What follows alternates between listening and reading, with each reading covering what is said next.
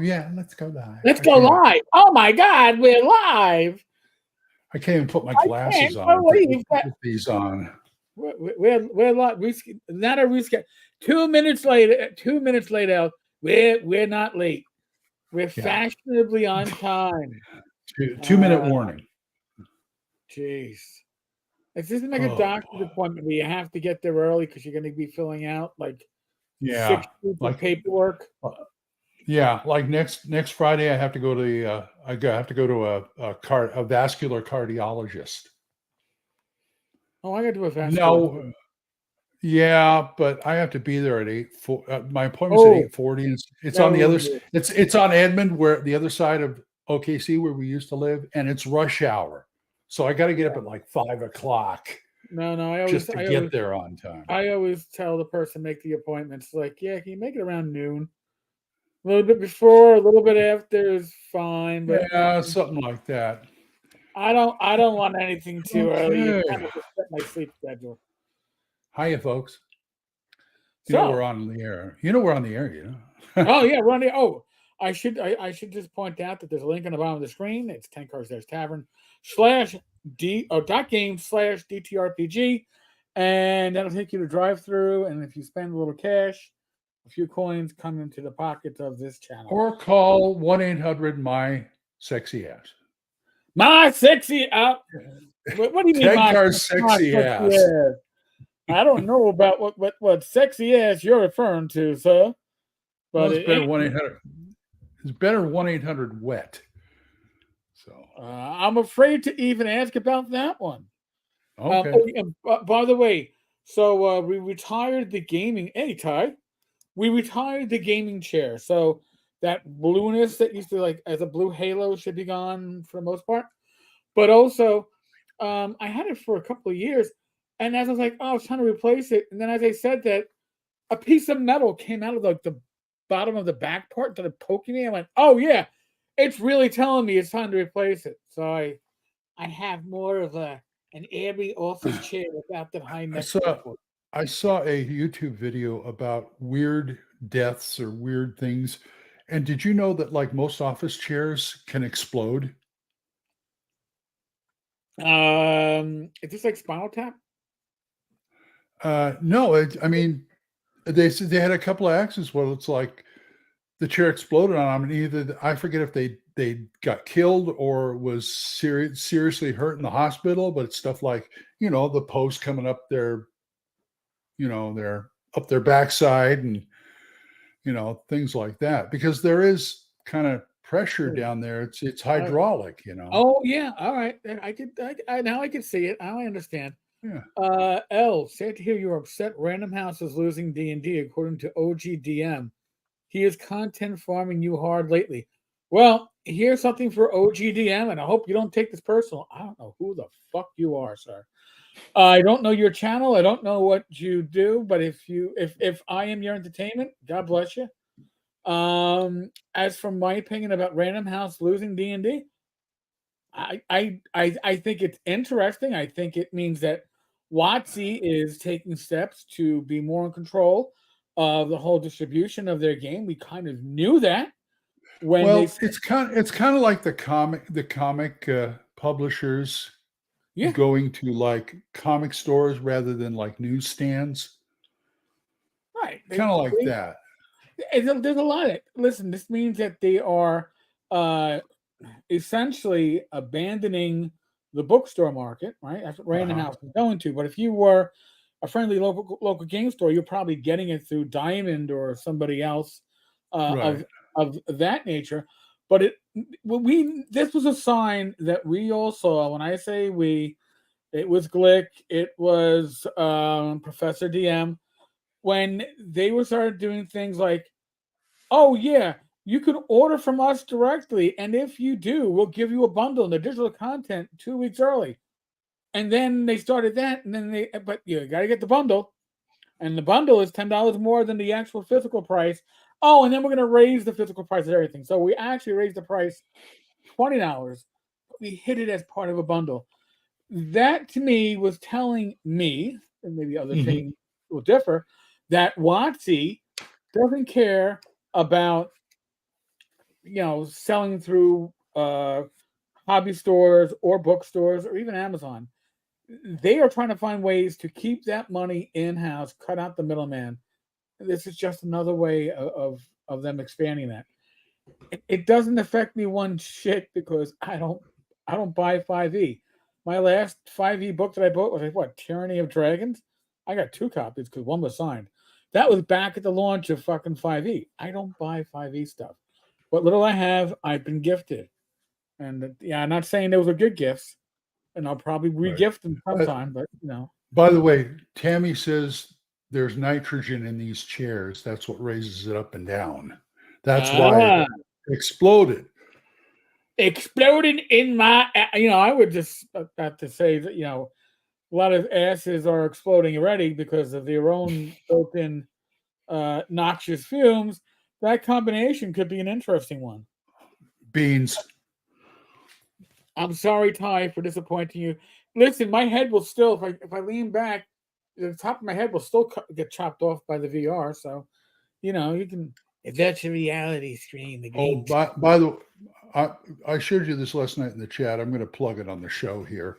This is a game that I've been neglecting my role playing game buying stuff in favor of my movies. So I totally forgot I ordered this from DriveThru, physical and PDF. This is a pirate game by Ryan Shelton, role-playing game called All for Me Grog. All for Me Grog. And it's very inexpensive, and it's only like that big, like 32 pages maybe. But it's a simple system that really, works. They've got just a few stats and things, and they've got how to make character, how to make how to do the combat, how to do ship to ship and all that kind of stuff. Naval engagements, and they had some really nice tables back here if I could find them. They're just tables of like ship names, which I hear they said was taken from history or something like that, and pirate names and things. Here it is: ship and place names, pirate names, and sample vocations, like so. And I love this guy because he came right out in the front. Oh, and a rogues gallery too of like NPCs if you want to use them, or that's cool. That's useful. Yes. Yeah, and Ryan came out right in the intro. He says, "These are not historical pirates. These are movie pirates," because I was inspired by Treasure Island and Robert Newton's Long John Silver. I said, "Well, that's good enough for me."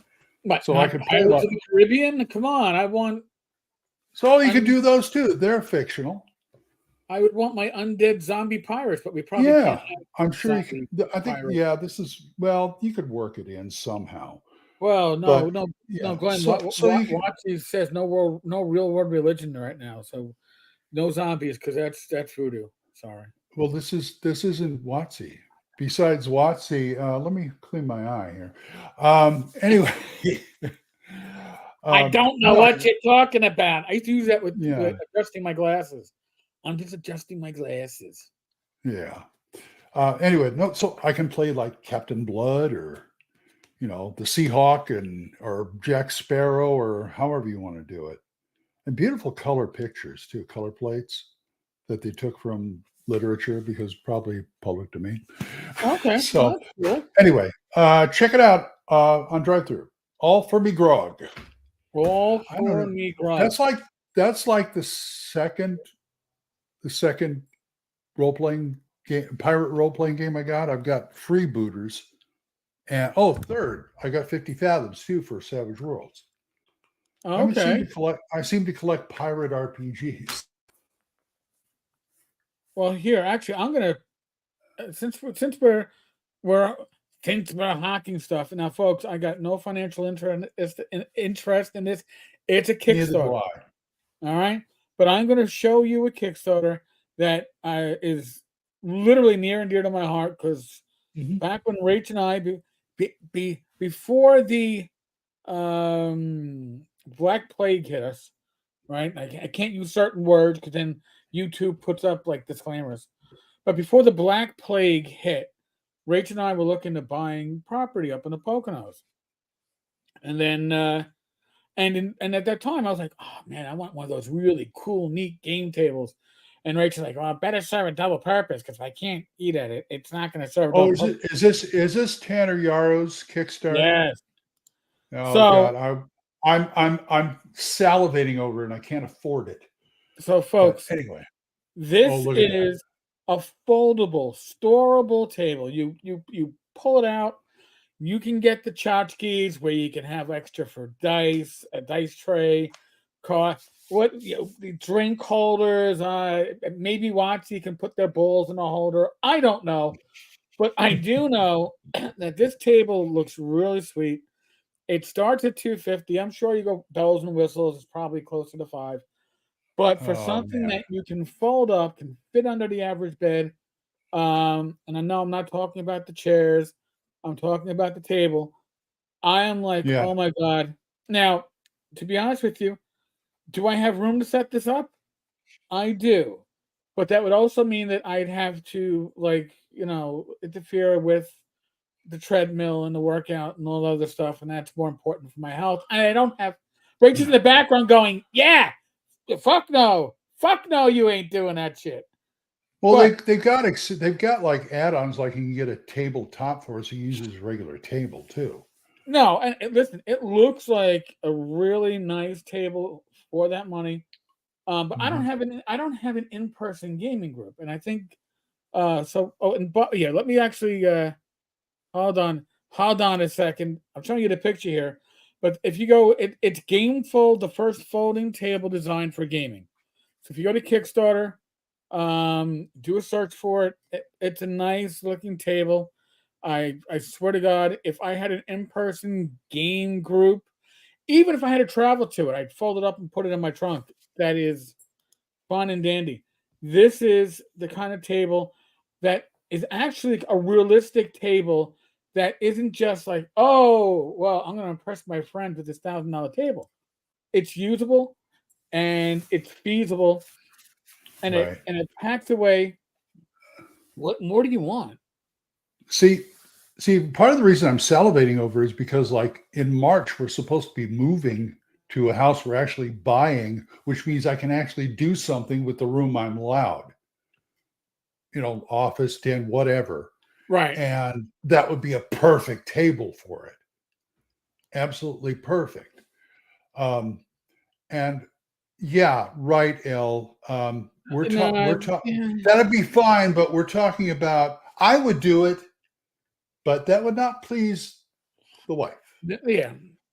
See, you got to have something that looks halfway decent, because they're going to go, I'm not going to have that stuff in our house. What do you think we're running here? What do you think this is? A bar? What do you think this is? A gin mill? We got sawdust on the floor with peanut shells? Maybe. I don't know. I'm gonna say shit like that, and Rachel's gonna come back along and smack me in the back of the head. But he says it looks like it's held together with C-clamps. So no, it's a folding table, kind of like the ones you buy at Walmart or Costco. Yeah. The not event table, well, like for picnics and stuff like that. If you're having like a get together at your house and you need a Thanksgiving table or something for the. I was going to say the kitty table, but no, it's not a kitty table. It's 6x3. So. Oh my! It's almost as tall as Glen. Well, I mean, as long as Glen. It's almost as long as Glen is tall. It's a lot. I could lay on the table, and I'd fit with a few inches to spare. I'm not saying I should lay on the table. But I'm just saying it's possible. Did you see my picture back there, by the way? You got it. Oh, Glen I see Glen in a hat. That's I call it my stand-in, because I want to start doing some YouTube videos and using my phone. And everybody knows on a phone, the camera in the back is better than the camera in the front. Right. But if I point the camera at the back, I can't see how the heck I could be in frame, so I put that up there. That's where I put my head. Okay, fine. I set it up on the thing and, place head here. I'll form the head. Oh, God. You had to bring that up? I'm sorry. I'm sorry, Glenn. I didn't mean it. It just came to me, and I It's don't okay. even know this at the moment. I can't even think of the source material. But yes, I had to bring it up, Glenn. Come on, Okay. It you're my reminds me, I only have volume one of Animaniacs over there, but I kind of wish I had the other two volumes because they have one episode where they do a great parody of Power Rangers. really. Yeah, it's really funny. I loved the Animaniacs, and I loved the pigeon shorts, the Mhm. which was the Goodfellas takeoff. I mean, Good it was good feathers. Yeah. yeah, good feathers, good Hi, feathers. Doc. Yeah, it was a great show. At least I got the first volume, so I got some Pinky in the Brain. Oh, there you go. Um, I got Pinky on my brain. yeah. Yes, Mike might be under the table with from the whiskey. We'll know what the next whiskey. Oh, by the way, for the next whiskey tasting from North Texas, I was shown a really good conference microphone for a Mhm. conference Oh room, and yeah. I will be picking that up for North. It's the only use it's going to have is probably for the whiskey tasting at North Texas.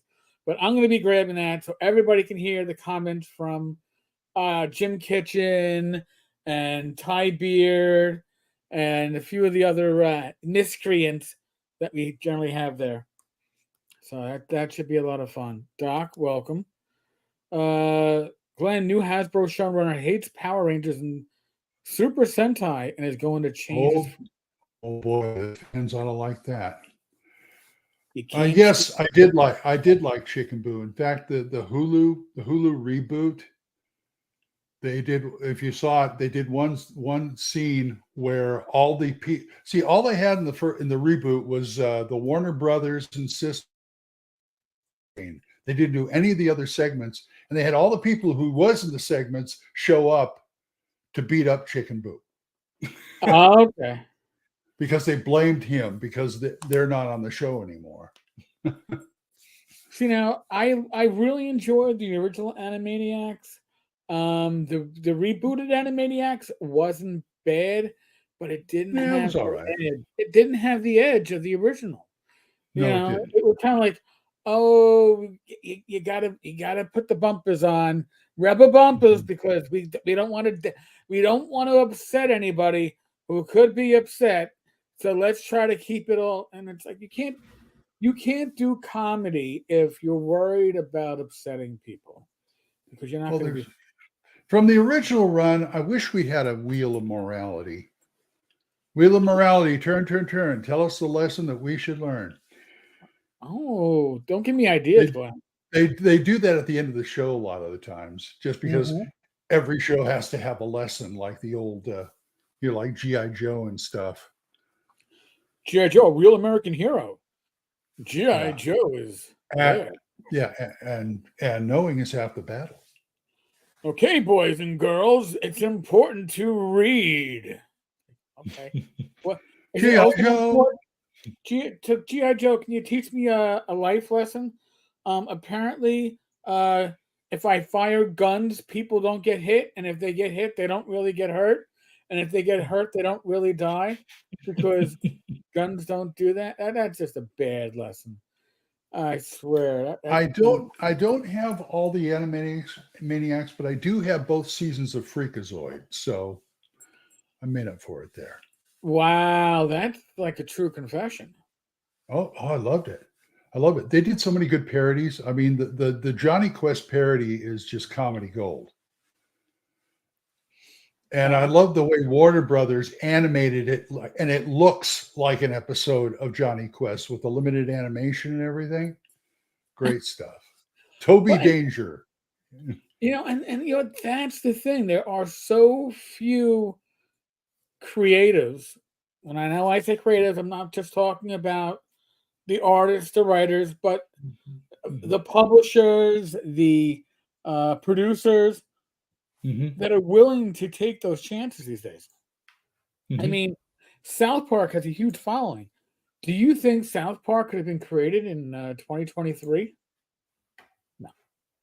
No. I mean, it gets away with what it gets away with because it has the following it has, but you could not start a South Park as, I don't know, out of step with moral norms today.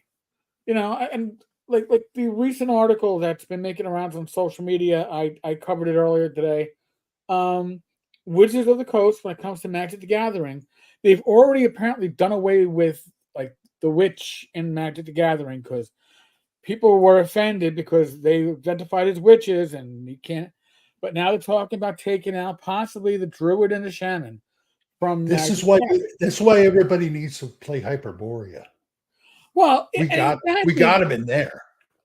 But it's like, and the thing is because they are real world religions.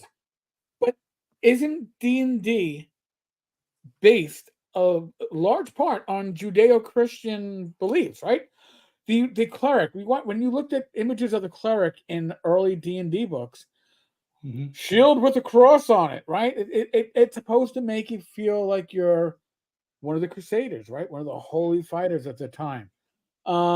Their spell list is kind of like that. But then you look at like, hey, well, mummies, right? That would be a problem with the Egyptian religion. Zombies, that would be a problem with people following voodoo, right? The West Indies. Who else? There's a lot of things. You know Oh, what? golems. That comes from Hebrew mythology. Jewish Yeah. Hebrew folklore. You know what? You know what bugs me? There's a couple of game systems out there, mostly clones or whatever, who have the witch hunter either class or NPC.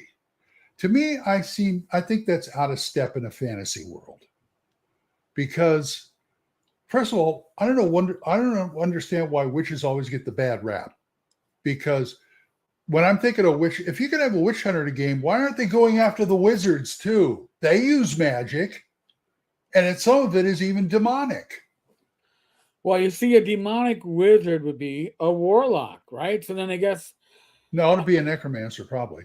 or a necromancer, but I think historically, a warlock was like a male witch or something of that sort. Necromancer would be like a voodoo priest, right? Because he's raising the dead. Yeah, So but they, the witch, it's against the deity. Well, they always said that magic was evil. So why aren't you going back? Why aren't you going after Gandalf over there? well, we already had that in the Sure. Satanic Panic, right? But Yeah. it's like D&D, you're casting spells. I mean, No, I mean, within the game, I can't justify it within the game because that's the way I feel. Oh, bad Mike, you're full of it. no, he's right. Listen, He's right. He's right. Here's the thing: listen. Do I know people that follow pagan beliefs? Yes, I surprisingly do. no. I was dating one once. And they aren't upset by this. They are upset with the idea of you're removing their faith from it. Now, what this is like a double standard going here when it comes to this because it's like, oh well, we don't want to upset the pagans, all right, because that would be bad. But you don't mind ruffling feathers Pagans, of the Judeo-Christians, right? You're not going to take things from Islamic lore. We know that's not going to happen, right? Because we already know that's like a protected thing.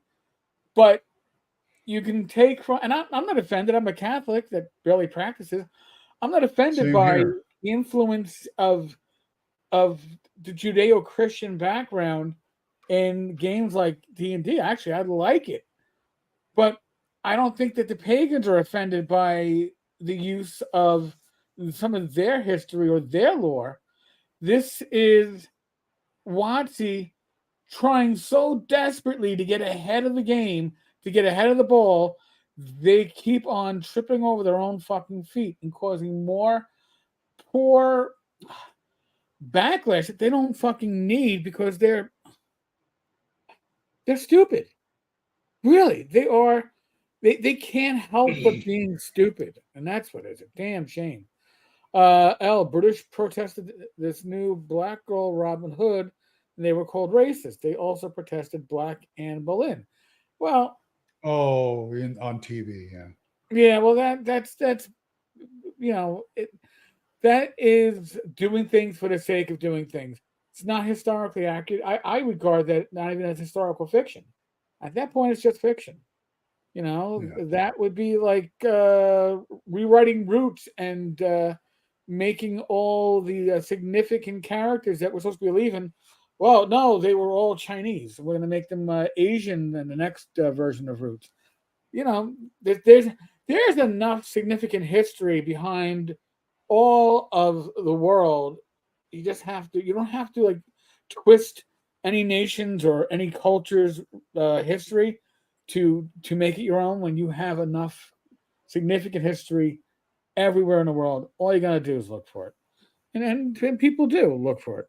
But Doc, I never liked clerics or gods, so I went from 78 to 95 without using the former until 1989 without using the latter. I always think that you can actually have a fantasy world with a monotheistic religion. Certainly. I don't see why you need the pantheon all the time.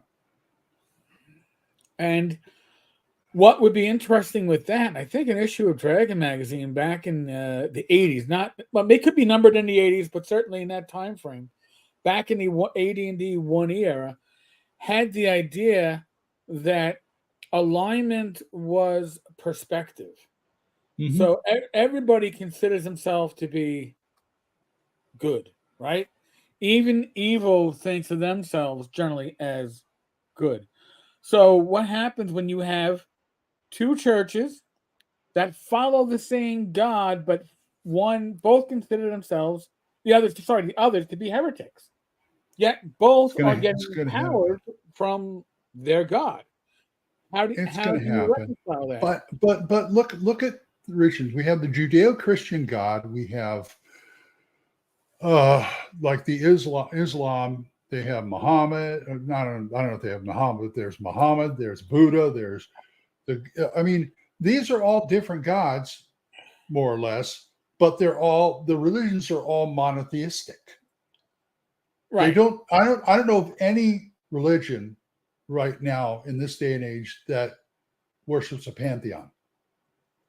Well, so you have Hinduism, all right? Mm-hmm. They have different gods, but maybe a lot of times, maybe the Chinese or the Japanese. I don't know. Yeah, anyway, go ahead. Yeah, well, you're talking like like Western, no, but here's the thing. You look at like, hey, I'll say Catholicism, right? Whereas the Eastern religions can have different gods for different things. Catholicism, you have a saint for it, right? You have a saint for writers. You have a saint for police officers and law enforcement. You have a saint for soldiers. You have a saint for physicians. So it kind of covers a lot of that same pantheon while being monotheistic, having that single God. I'm going to say the majority in this world because Tabletop Taproom's already calling me out on it. So, yeah, no, I've never visited a Hindu temple. So you're right with that one. So I'm going to correct myself right there. From what I've heard, from what I see, most of the world.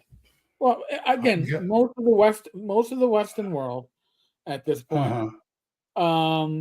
Certainly, and even when it comes to the Eastern world, there's usually a deity that holds prominence.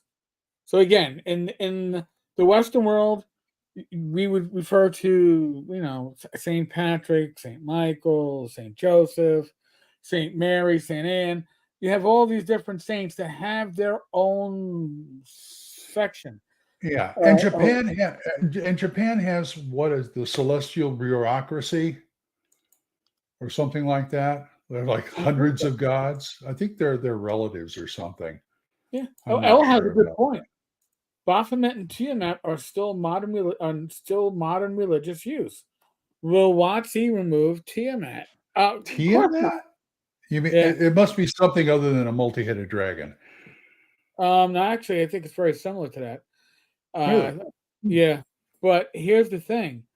Which Probably not, because they're not going to get the I don't know, the social goodwill that they feel they're getting from, oh well, we removed witches from Magic the Gathering, so when we're thinking about removing shamans and druids, because we don't want to offend, but Tiamat, man, that's too deeply ingrained into the lore of D&D.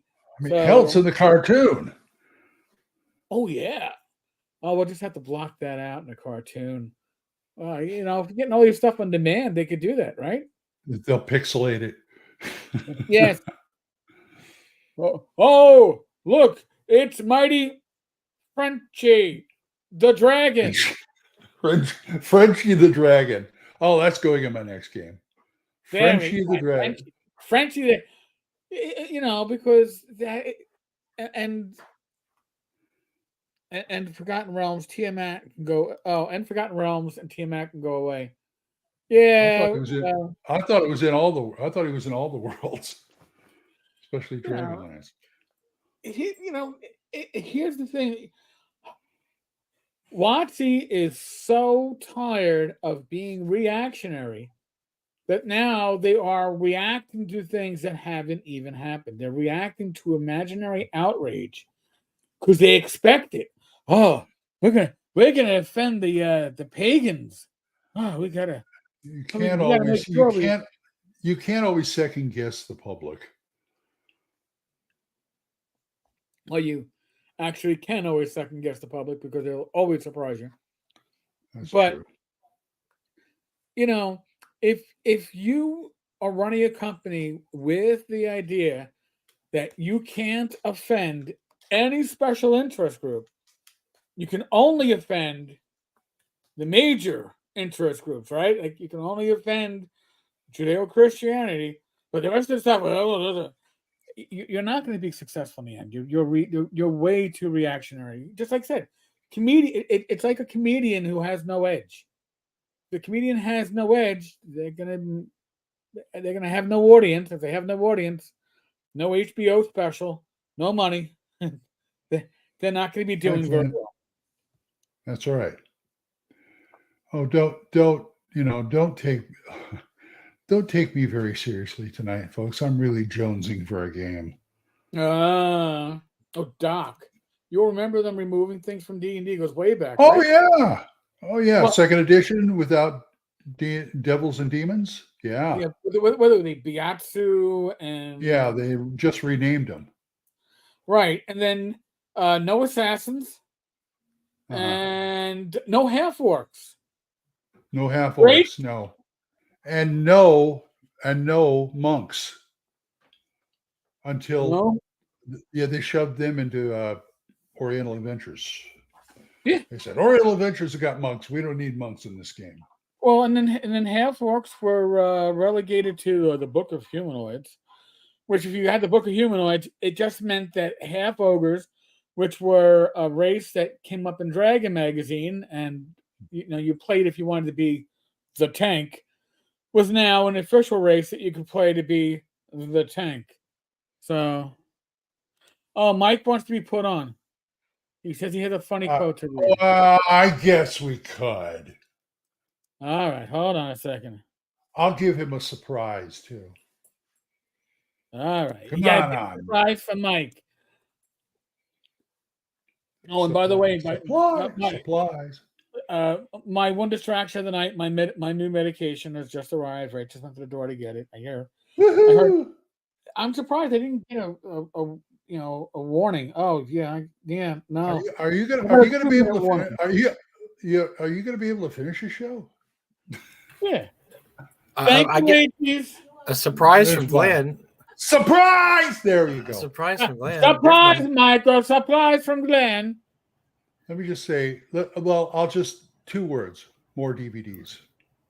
Oh, yeah. Yeah, my wife hates those because they come in. She's like, "Why are you getting more movies from your friend?" I'm like, "I don't know, just because like I watch them. She doesn't like to watch them, and I watch them." You're getting all my leftovers. So I have something. Okay, so first of all, I looked online about this today. It's so hilarious because literally there's not one single person they can ever point to or in there that's offended by this term, including real life druids and shamans. Now, I don't know if you saw this, but did you know that back in August, Wits of the Coast removed the word tribal from all their publications? Really? Oh, no, really? Yes. Magic cards, anything with the word tribe or tribal is being reissued with errata, so feelings won't be hurt. Criticisms of the term tribal have cropped up in recent months as activists claim the word exclusively belongs to Native Americans and that anyone else using it is engaged in oppression. Now, this is the term came about, obviously thousands of years ago when the Romans were fighting. This term's been around way before. We had tribes in Northern Europe. Yes. We had tribes, Aboriginal tribes in Australia. So when this happened, Magic players were laughing about it and making jokes about it, saying this is ridiculous. Look, it's like the language police came in there and then they say, well, you can't use the word tribal anymore because it's the same reason you can't use orcs anymore, right? It has the same connotations because you can't use orcs. You're not supposed to be using it. Yeah, you're not supposed to be using them. Evil ones you can't be using. So anyway, this happened about a month ago. Again. So this happened about a month ago.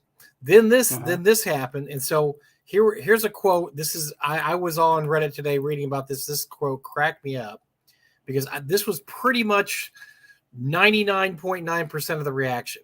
Okay, so here's somebody. This isn't me. This is somebody saying this. I'm gonna keep it real. I'm liberal leftist. I'm trans. I'm bi. I'm probably effing autistic. I want everyone to know the people that are actually tripping over shit like this are extreme cases of people trying to be PC, not woke. PC. No sane person will start shit over which druid, shaman, cleric, devil, god, imp. Just whack jobs of the narcissism issue. This is a power play among the very far, whatever you want to say, progressive left or whatever. They're in Magic the Gathering because remember this is happening in Magic the Gathering right now. This is not D&D. This is Magic the Gathering. It's the same company. It's the same people in the same company. That leap. It's like how like monkeypox jumped from like monkeys to people. Okay, it's going to make that leap. There's not one. They can't point to any studies where this is offensive. They can't find any people that were oppressed or upset by it. This is the same thing as the tribalism thing. This is just something they're doing because they're a really shitty company run by really shitty people who do really shitty things. And I'm sorry if you work for WotC. I feel really sorry for you because that's the company you work for. You work for a really, really bad company that does really dumb things because they have really dumb people in charge. Yeah. And so this is just adding on to the idiocy of everything that's going on this year because there's no way you can say that druids and shamans are offensive without pointing out 90% of the other classes, barbarians. That's very offensive. That's primitive people. Mm-hmm. You're not supposed to make fun of primitive people. You're not supposed to make fun of primitive people and try to oppress them like that by having them as a character in your game. Clerics, rogues. I mean, that's a you can't put rogues in there. That's awful. I mean, I'm just saying is it just gets ludicrous to the point where you're why are you publishing the game anymore? And it makes you wonder where the game's going next year. Although I have a theory, I don't think this is going to make it to D&D. I think this is because Magic is a different division than D&D. They're different. They're the same company, but they're totally different divisions. And there's things that happen in the Magic division that don't have anything to do with things that happen in the Magic division is always, or at least I say always, in the last decade has been extremely reactionary about changes and going over the top and blowing things way out of proportion. Now they could do this. The reason they could do this is they still make a lot of money. They don't make as much money as they used to, but they still make a lot of money. So they can afford to be the biggest idiots ever. And the fans grumble and complain and bitch, and they go on and play Magic. That is not the case with D&D, as we saw this spring. If you offend people, they will. There's no other Magic. Okay, if somebody doesn't want to play Magic, there's nothing else they can do. They either play Magic or they don't play Magic. Sorry, it's not. Yeah, but it's not the same thing. So they knew they have a built-in audience that isn't going anywhere. The problem with trying to alienate your D&D audience is the same thing we saw happened this spring, and that was okay. We'll play another role-playing game that really uses the exact same rules you do, because you can't make a game that uses the exact same rules as Magic. Did they not learn any? Did they not learn anything? I think they did. I think they did. Like I said, this is a different division. This is not the D&D division. I don't think the D&D division has the cojones to try to pull this off, because I think this would be a disaster. Oh, well, after the OG. Well, after the OGL, it would be worse than the OGL. It would be worse than the OGL. It would be, or as bad. Let's just say it's bad. It would be as bad as the OGL disaster. The only thing, most of the stuff I can ignore in my day-to-day gaming, but the only thing that really gets under my skin, if anybody starts talking about cultural appropriation, what the hell? That's what the America's. I always think that's funny. Yeah, America's cultural appropriation. I mean, look. Pizza and all our food. Every food we have is cultural. Chinese food, pizza. There is very few Mexican foods that are purely American. By the way, hot dogs, hamburgers. I want to see somebody walk into a Taco Bell and talk about cultural appropriation. So it's not Mexican food. I don't know what it is. I'm all for food cultural appropriation. I'm all for that. If it's food, Hey, Dave. And anyway, there's this one. So if you go on Reddit and look at the Reddit thread, there's actual witches, shamans, and druids that show up in the chat.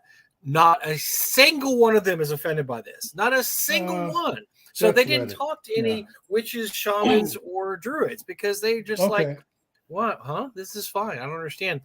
And most people there are comparing it to the Satanic Panic. So we've come full circle now. The first Satanic Panic was caused by religious figures who, I think it's safe to say, were probably far right, very conservative, ultra Christian, that thought that there was real spells and books and devils. We've done a 180. So now the people that are offended are the far left, super progressive leftists who are afraid they're going to offend anybody with any word or whatever. So the Satanic Panic and this are going to be seen as the two sides of the same coin someday. You had the Satanic Panic, and we'll have to think of a fun name for this. The Druidic upsetting, or I don't know, figure out something. Well, because it's the same thing. It's just a different political spin on it. But it's the same. I always thought the far left was taking my brother's keeper to an extreme I never thought would be taken. And look, this isn't political. This is not a political thing. This is just saying the people behind changes like this. This is not a right-wing bugaboo. Right-wing bugaboo we saw, like I said, in the 80s. That was the Satanic Panic. I am absolutely 100% sure, because I saw that stuff on 700 Club and all the religious shows. They would show the Dungeon Master Guide and go, "Oh my God, here's the demons you can summon you playing the game," and this and that. This is different. This is coming from a totally different place. This is coming from another place. It's not coming from the far right Christian conservative, whatever. This is coming from the far left. I'm offended by everybody, PC, probably white dudes who aren't really druids, or they dated a witch in college, or they dated a Wiccan in college, and so they're being upset for their Wiccan friend, who, by the way, doesn't even know this is going on and doesn't care, and that's what they're being upset for. So this is the biggest. Like I said, I don't think you're going to see this in D&D. This is the same thing along the lines of tribal, that they got all offended for tribes who. Do you remember any Native American protests about magic cards in the past month? I mean, no. Anybody? Anyone? No. That this was a totally unforced thing they took out. That tribal is that's really racist to Native Americans. Like there's no history of the word before 1700. I don't know. Anyway, it's just funny, and it's another. look, it's all comes back to Hasbro. Here. Even though if it's not Here. D&D, it comes back to Hasbro. Let's get even more offensive. Oh no. Oh yeah, that'll never be that should be yanked. Cultural appropriation. Please pull that. Please pull that. Absolutely pull that. Yeah. Pull it. Yeah. out. Yeah. This is just absolutely ridiculous. This is Magic the Gathering though, and they can afford. Look, they're much like Marvel Comics. Marvel Comics can afford to alienate 90% of its customer base because in the MCU movies were making so much money at one time. The problem being now is that the MCU movies aren't making that much money, and there's no comic business to even talk about because everybody's left comics. Nobody buys comics anymore. They're terrible. They're just awful art, awful stories, and so they're only now feeling the issues of having really, really terrible artists and writers for years. This is the same with Magic the Gathering until somebody, maybe the new Disney game, until somebody comes up and challenges them and takes any of their audience away. And look, Magic the Gathering guys, they're junkies. They're not going anywhere. They can tell them whatever and make them do whatever. They're not going to leave. They're not going to throw away their I magic. think you should tap room. I might have that in my collection. I'm not sure. I didn't buy a lot of the Here's the thing. Set. So Doc Cross says the writers go after D&D because they're too many, blah blah. That's immaterial to what we're talking about now, Doc. We're talking about D&D. Why is the left going after D&D? Explain that. So yeah, the far right isn't going after it. Well, great. They're going after other things. That's awesome. Because they have. But why is the far left going after? Oh, he said right. I thought he said left. I don't know. He said right. He said, well, the right doesn't go after it. But he did a non sequitur there. It has nothing to do with what we're talking about. That's true. We're not talking about that. Yeah. So yeah. Let's talk now. Listen, if the far right wants to go after D&D, I'll be up their ass too. I will be all over their ass, and I'll be kicking their ass around too. But let's face it, this is not a far right thing. This is a far left. What far left or far right? It's irrelevant. Why do absolutely? Why do they do it? For one thing, it's power. It's control. It's control and power. Yes, control over culture. They want to control the narrative. When you control the language, you control the narrative. When you control the narrative, you control the history. When you control the history, you control the future. All right.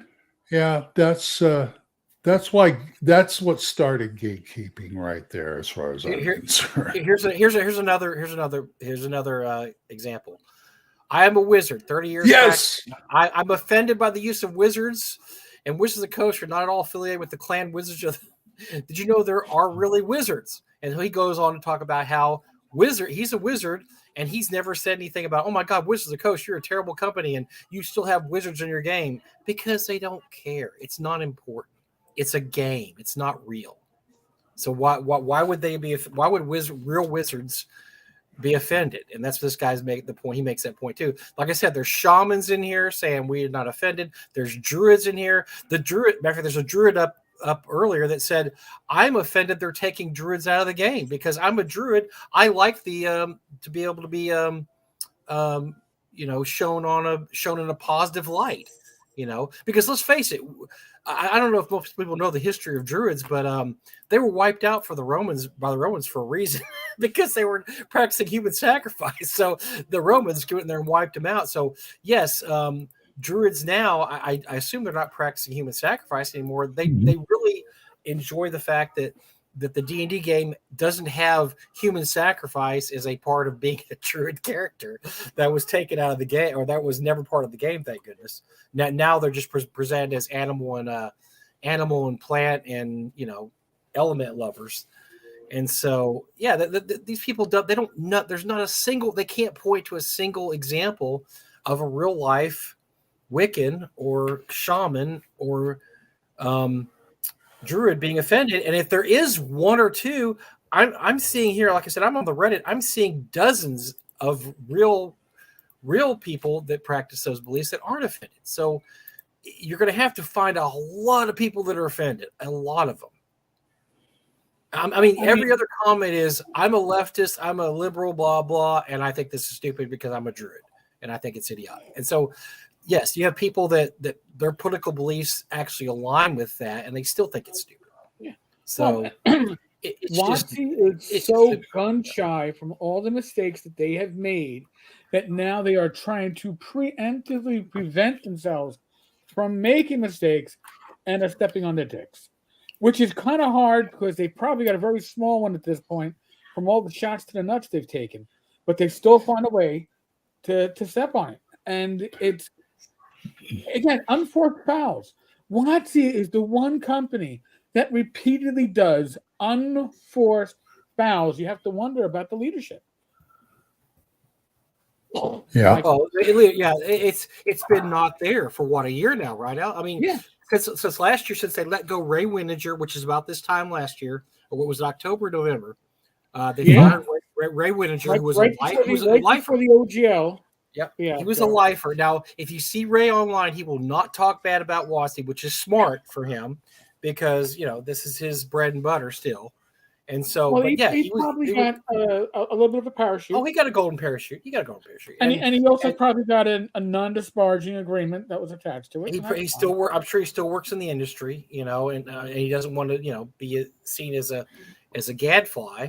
But once they fired him and said and then the famous stockholders meeting where they said they're under monetized, that all happened. Oh, that started the whole thing. Yep, October, November of last year. They fire him. They say we're under monetized, and then after that, it's been one absolutely horrid decision after another, and just stepping on their dicks every which way, dicks everywhere. I mean, they just can't stop stepping on them, and that's For Harambe. For a and company so that you're right. has too many men in positions of power. They're probably right because there's too many dicks to be stepped on right now. What was the Flight of the Conchord song? Too many dicks on the dance floor. Too many dicks. I mean, that's By the way, what we got an argument about black people either liking listen, or not liking D&D. And I Taproom know says plenty of black I only have to find one black person that loves D&D to invalidate the statement that they can't they don't. I know two. Plenty. I know plenty. two. So yeah, we're if out. you go to a convention, you Brian, prove that. Brian Caraway, Brian, Brian Caraway, and Mark Sandler. Hunt, and Mark Well, there Hunt. you go. But, so and we have many of them come to North Texas. So yeah, that's just ridiculous. Yeah. So I mean, now obviously opinions that say anybody who says 99% of anything, you're basing that upon your little enclosed garden Sphere. your little sphere. I only game with my own gaming group, and it's 100% white. It right? happens. We It socialize happens. amongst certain groups that we happen to live around or work around or game around. That's part of it. But if you go to conventions and you get outside your bubble, you will notice that your numbers that you're pulling out of your ass, all due respect, but that's where it's coming from, are wrong. I'm not saying that they're making up a huge percentage. I'm not saying that women make up a huge percentage, but you know what? They make up a much larger percentage than I would have thought of based upon my gaming experience in high school and college. Right. At conventions, it's probably, I'm going to guess, anywhere between 25 and 35% are female gamers. And that's much more than used to be too, and it's growing. That segment is definitely growing. Oh heck yeah! And we see that by you guys go to North Texas. You see that by the people that are in North Texas. It's by the way, Eric, I'd like to compliment you on your hair tonight. It looks like you actually washed it and got it cut or something. See, Mike, I have a new chair, by the way. You see, I don't have that. Yeah, I've been noticing your chair, and I'm just. I don't have that blue going up. Listen, the fact that with all the rain we've had, the fact that my hair looks anything presentable is amazing. All right. I just had to throw that in because I usually I have to look at how disheveled your hair is. Well, listen, I told you that my father gave me Rogaine for my birthday, right? Oh my God, no, that's hilarious. Well, there's a reason why. Yeah, it looks great. He's right. It does look great. No, Rogaine is for bowling spots. not Grecian formula. There's a reason why I always wear hats. It's mainly because I never comb my hair. But it's easier in the morning. If I have to go out, I just slap the hat on and go, Yeah, but you don't really ever look disheveled, Glenn. You look older and distinguished. And just you're distinguished. In this shirt? Yeah. I remember when I I used to work at a radio station. I wear, like, when I was heavier, and I used to wear the Hawaiian shirts. He thought I was a mafia don. He thought I was one of the Sopranos. Oh man, I said, "Well, maybe you're right. Maybe you're right." So we oh, become. by the way, we've had a year of WotC leadership, and here we are at the end of the year. At the beginning, we began the beginning of the year with them trying to pull their game system and being absolutely bitch slapped by the establishment, and we're ending the year with them continuing to make more and more idiotic mistakes to further drive their audience away and further drive the audience. I mean, this is a great story for third-party publishing this year. This has been absolutely a banner year for third-party publishing, because they've just had everything that WotC didn't want to happen has happened, because these people, what you don't want to do is there's a rule in advertising. So why you don't see a lot of, when you do see negative advertising, it's usually tongue-in-cheek, very tongue-in-cheek. I mean, because the one rule is don't give any attention to the competition, not even to disparage it. Don't even mention the competition. Pretend like there's no competition. And every once in a while they do a funny, I remember there was some funny Jack in the Box commercials where they made fun of Taco Bell. I mean, just stuff like, but it was real oblique. They didn't say Taco Bell. Look how Marvel and DC are always kind of like satirizing and they're kind of like, it's not a big deal. You don't come right out and say, Superman's a terrible hero, Batman sucks, this and that, because all you're doing is giving attention to. So that is the one rule of advertising. They're getting free publicity. They're getting free publicity. Every third-party publisher got all this free publicity the last year. That's all they've gotten. That's why Shadow Dark made $1 million. That's why Dolman Wood made $1 million. Yep. Tell me 5 years ago. 5 years ago, if a third-party publisher would have made $1 million, no effing way. No way. Would have never happened. Well, because I love the way they were talking about women. I love the way Martin Webb says, "I love my wife and daughters, but I don't want to play RuneQuest with them." Well, believe it or not, I wouldn't want to play RuneQuest. Very true. So I'd rather Hyperborea. Yeah. But actually, wait a second. Damn it! I had a thought. Now I lost it all. Somebody wants to play RuneQuest? Wow. Yeah, I don't know. What have I ever said that? So, Elle says, Mike, you act like anyone to the right of J.K. Rowling is far right. When have I ever come that far? Hey, I'm all over the place. I don't care. You know what? I don't really listen to what she says. I just think she's hot. Who, me? Thank you. Oh, no, Rowling. For her age, hell yes. She's rich. She's rich.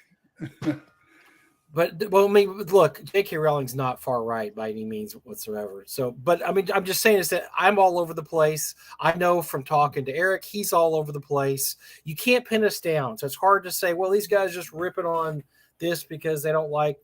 I mean, look, depending on what day of the week it is, Eric gets hammered for being far right, then he gets hammered for being far left the same day. Oh, yeah. I mean, you're one of those lefty pinko commie progressives because I saw what you did here, and then he'll get the next one is, boy, you are so far right, you got your nose up Donald Trump's ass because you're and your Yahtzee companions. Yes, so Yahtzee, it's hard to fit. Look, people don't usually go align themselves in these neat little boxes, and this is, like I said, this is just, look, the left's going to have to own this one because this is so far left. There's nobody on the far right saying that shamans is a terrible idea and tribe. This is the far left's got to own it.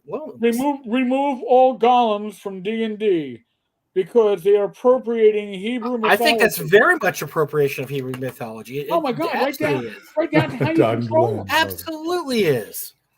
I mean, look, we're a nation.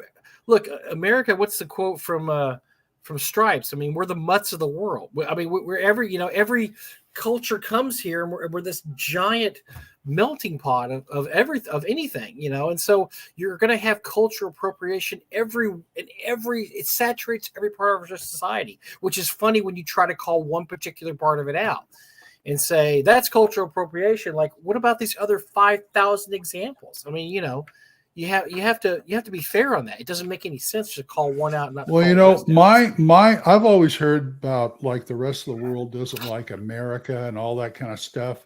Since we're a melting pot, they're just making fun of themselves, or they're just, they're just degenerating themselves because their countrymen came over here too. Well, their countrymen are So, still coming over here. I yeah. mean, My small city, very small city, is the very small city right in Dallas, in the middle of Texas, where you would expect everybody is white and has the cowboy hat and talks with a accent, rides a horse. Instead, my city is has the largest Tongan population in the United States. My tiny city. We have the third largest Sikh temple in Texas, in my city.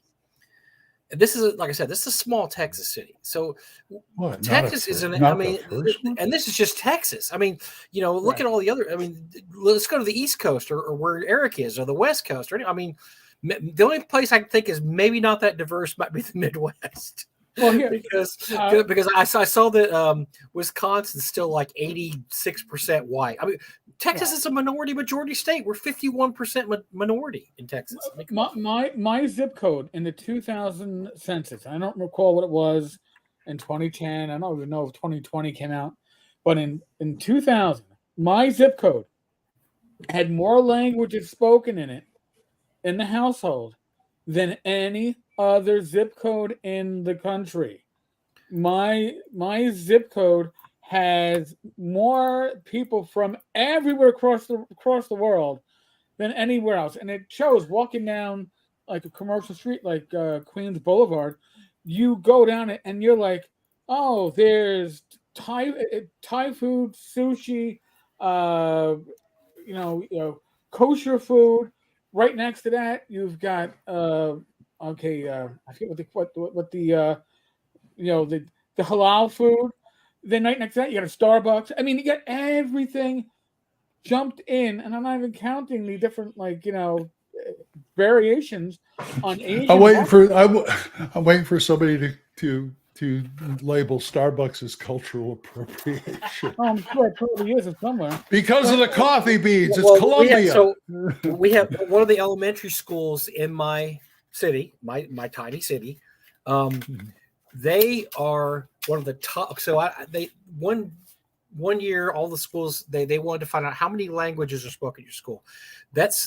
We have a school where 24 different languages are spoken. An elementary school in my tiny little town. They were in the top 10 of the United States of cultural diversity at an elementary school. I mean, so look, this is incredible. Cultural appropriation, diversity. We're part of this. Yes, we're all three here. We're sitting here. We're old white guys, but where we live and what we do with our lives. Can you guys hear me? Hello? Yeah. We can hear you, Mike. Yeah. Okay. We can hear you, Mike.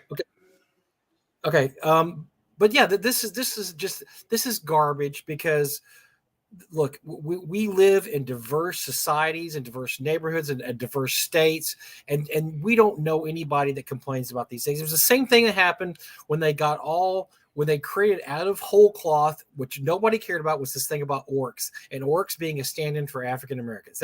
That was garbage. It was created out of whole cloth. Nobody thought that. And yet it was just something they rallied. Somebody did. That's why they said so. Yeah, somebody working for WotC did. And that's where this is coming from too. No, look, tribal Americans have not complained about tribes being used on magic cards. Shamans have not complained about shamans being used in D&D. Druids have not complained about druids being used in D&D.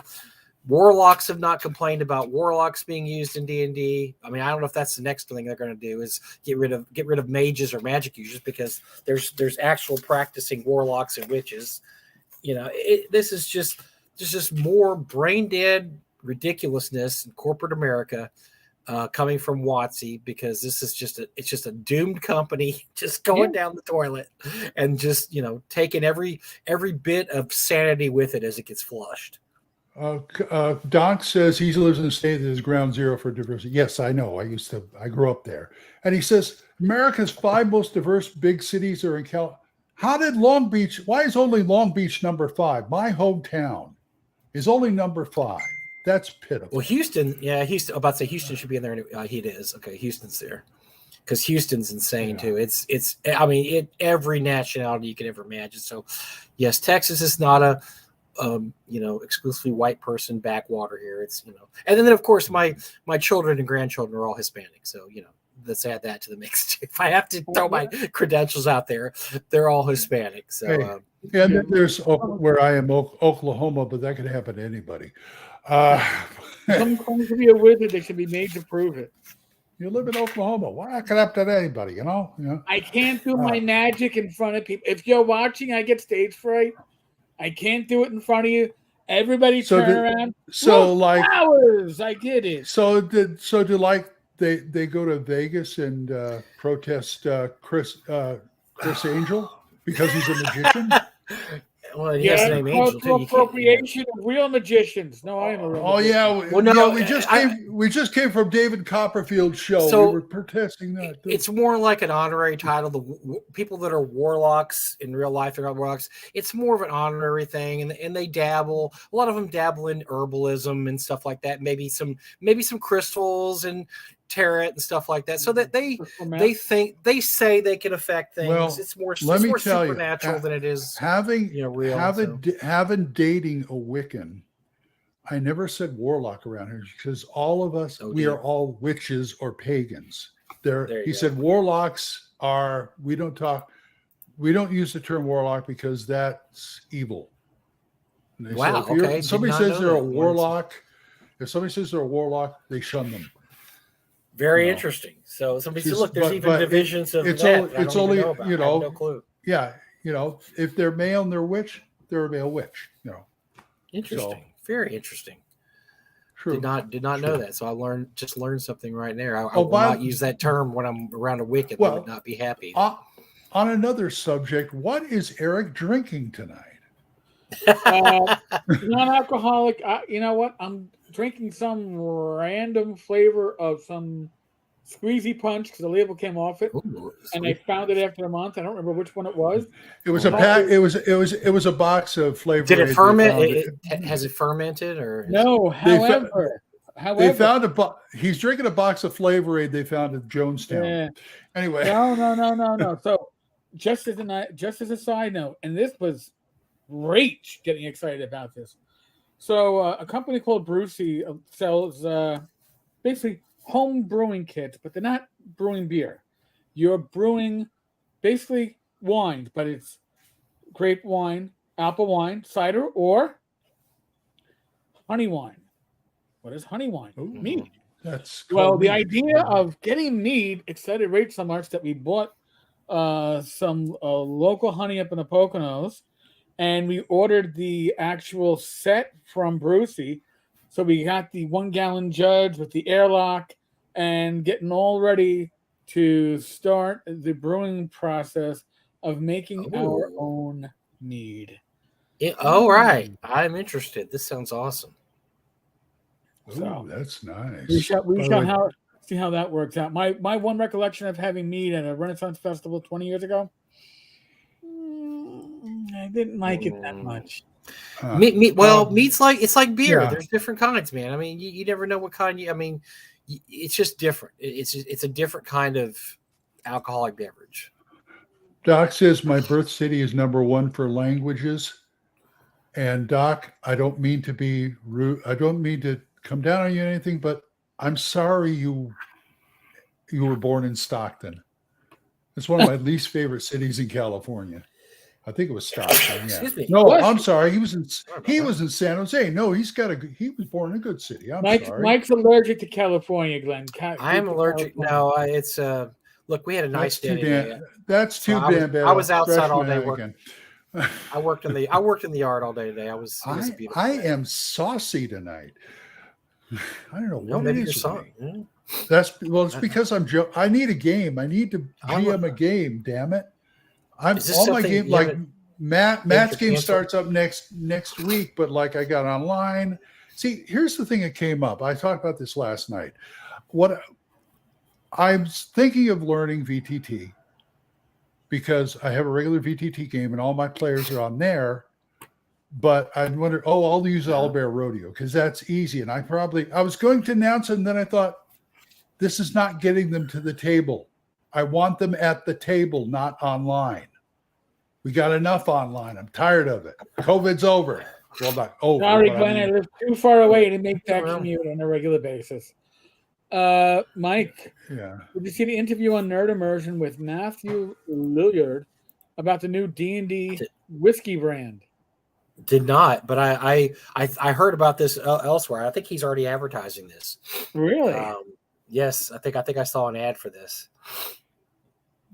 It All should right. be interesting. I mean, it might not be good because even if you're famous, I mean, we once Eric and I once drank a famous porn star's tequila, and it was the worst thing. Oh my God! Had in our entire life. I would rather right now, if you put a glass in front of me or said I could go in my backyard and drink some water, like pond scum water, I would run to the backyard and shove my face in the mud. I'd still rather have a bottle in front of me than a frontal lobotomy. All right, but it's not D&D branded. I'm looking at this right now. Quest and Paladin. The bottle looks good, but that's not cool. Bottle.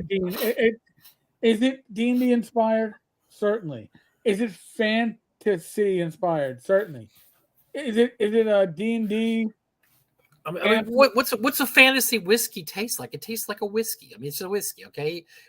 Congratulations, Matt. I mean, look, Matt's a good guy. I'm not going to say anything bad about him, but it's just a whiskey. And he looks better with a beard. It's going to be branded. Oh, much better, I think. But it's just a brand. It's just a brand name, and good for him. I hope it takes off. Look, you know what? I'm going to buy a bottle. Why not? Because it'll be hilarious to pull out at a convention, right? Pull out Quest End at a convention. You pulled out worse. I have. I very much so. That's happened before. So Nob Hill. Nob Hill's good actually. I do like Nob Hill. Nob Hill's good. I got my first drunk in North Texas was on Nob Hill. Yeah, at Mike's game. Yeah. Oh, that's right. You did, and you got a little. I drank half the bottle, and every year I'm going, I got to get another bottle and give it back to him. Yeah, you got really frisky that game. You were the life of the table. Hey, the more drunk I got, the better I was rolling. That's why. I mean, all of a sudden the 19s and the 20s started coming. I didn't get it, so I kept drinking. That was the first year you got a dog killed at the table too, and then you kept that tradition up. Every year he'd get a dog, and then the dog would die. I think the best one was one year he walked in, and the first encounter the dog got killed. So well, the best one was Liz took my dog over because I was trapped in another part, and the dog lived. That was the last time I played your game. Liz and the dog escaped. You all Bollock number 4. You split the party, and unfortunately, your half of the party. I got trapped. We got trapped. Yeah, and she took the dog, and the dog made it out. I was so happy. Yes, she and the dog. You broke your streak. She and the dog made it to safety. So yeah, Bollock number 4 lives. Glenn had to sacrifice himself for that to happen. It was funny. That was hilarious for a while because every time he'd go, well, I'm going to get another dog this year, and sure enough, first combat, that dog would bite the dust. But I mean, good doggy, right? It was a good doggy. It was. Yeah, he died defending. He died defending us. Yeah, he was fighting skeletons and orcs and whatever else. Could have been worse. He could have got lycanthropy. Now that'd be interesting. A dog that had lycanthropy. What would we turn into? A wereman? I will give credit to Elle making a funny comment in the. Did your dog bite 12 hirelings? It would have been better if you said men at arms, because we know it's a reference to the Lighthouse Biden doggy, who apparently finds Secret Service to be. Oh, I did not know. I've never heard this because I'm not. Oh no! Yeah, the dog has bitten like a dozen Secret Service agents. Oh no! And I think it's now on a permanent vacation in Delaware. Yeah, I was about to say that's not a very good doggy. That's no. Because I mean, it's like a German. It's a big dog, right? Yeah, I think he's got I'm assuming if you're getting bit by that dog, And I don't care if it's the president's dog. I want tetanus shots. Oh my gosh, I'm looking Actually, at I don't now. want a Yes, tetanus there's lawsuits now. There's actual lawsuits. This dog has really messed people up. Oh my God. There is actual lawsuits among staffers from getting bit by a dog. It's a German Shepherd. Oh my God. Just blame it on That's Hunter. not a good dog. German Shepherds can get mad. They can get kind of angry. Yeah. That is funny. They can. Absolutely. My dog we had a German Shepherd and bit my brother in the face when he was a kid. It was awful. And honestly, I don't know why we didn't put the dog down then. It should have been put down. Yeah, it bit him in the cheek. Wow. Cheek? It was pretty bad. Or was it the other? Was it the other cheek? No, it was his face. He went down to kiss it, which you shouldn't go down and kiss dogs. They don't know what you're doing. You're sticking your face in their face, and then. Well, I used to my little Maltese. I used to kiss on the head. Well, this is a German Shepherd, though. He shouldn't have been kissing a German Shepherd. Yeah, it's like kissing. It's like kissing a wolf. Somewhere. You know what I'm saying? Yes, it does say the dog was banished to the family's home in Delaware. Was so aggressive that officials have warned the First Lady that they could face a lawsuit for injuries unless there were changes. Oh my God. President Biden's dog Commander was also removed. So both their dogs were bites. Wow. Don't they say that dogs reflect their owners? Yeah. Isn't that something? Isn't there something? Secret Service agent got bit and is suing. I mean, there are all kinds of. Wow. Well, those dogs have big teeth. I mean, that can cause some major damage. Big dog. I mean, it's different. Yes, I know little dogs can be nippy, but a big dog, a German Shepherd or a Doberman being nippy is not the same thing. Ouch. That is hilarious. So should D&D characters have pets? That's a good question. I did miss. Yes, I think they will. You got the old animal companion thing, plus familiars and all that kind of stuff. I think if you role play it outright, it's pretty good. I know that every player I've ever had that's been a ranger always uses that animal friendship thing, and always gets it's great to bolster your party by having a couple of dogs and maybe a hawk and animal friendship. Sometimes that's the only way they get dates. or a bear. I mean, look, getting a bear. A bear is an awesome. A bear is an awesome sexual companion only in bars. Hi, Mr. Gunn. Baldur's Gate. All right, never mind. Bears comes in hand. Man, a bear can tear people up in D&D. So all right, but here's the thing. All right, and this is what folks, gamers. All right, listen, we're all gamers, right? Which means we're all gonna try to push the rules. We all push the rules, right? We're like the kid trying to steal cookies from mommy. Mommy technically said I couldn't have a cookie. She didn't say I couldn't have two. She just said I couldn't have one cookie. So that means I can have two cookies, right? Because you're going to rules lawyer your parents when you're a kid. If you're having a guard dog, right, or a war dog, all right, the dog at best will guard you, right? You get attacked, the dog will attack. It's not running into the room to attack the orcs. It's not doing that shit. It's going to be by you. You can't tell it. Hey, sneak into this room. Yeah, it's not Lassie. It doesn't list the 6 sentence instructions. Yeah, but if you're in an encounter, it will do its share.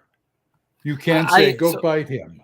My most recent party, they're a dwarven party, and they got war boars, and war boars you ride into the dungeon. But I said they had to train for at least two. First of all, they had to train for 2 weeks to ride them because they're these irascible war boars. I mean, they don't like you, maybe, and they might buck you off, and you're a dwarf trying to ride them. So they had to train for 2 weeks, and then I said, okay, they're just gonna do this. If you want them to do more, you have to get the animal handling or animal friendship, skill. Otherwise, that's all they're going to do is you can ride them and do whatever. If you want them to do cool shit like ride into combat and swing from the saddle and you tell them to go grab something over there, you're going to have more. So some of the players went ahead and got that. The ranger got that. Well, the ranger had animal friendship anyway, so he was able to talk to his war boar and tell him. He's the boar whisperer. I think the GM should always run the path because the GM has to roll. Because look, charm animal. You Once you can go into run a the dungeon, combat rolls for the dog, but Yeah. you're not.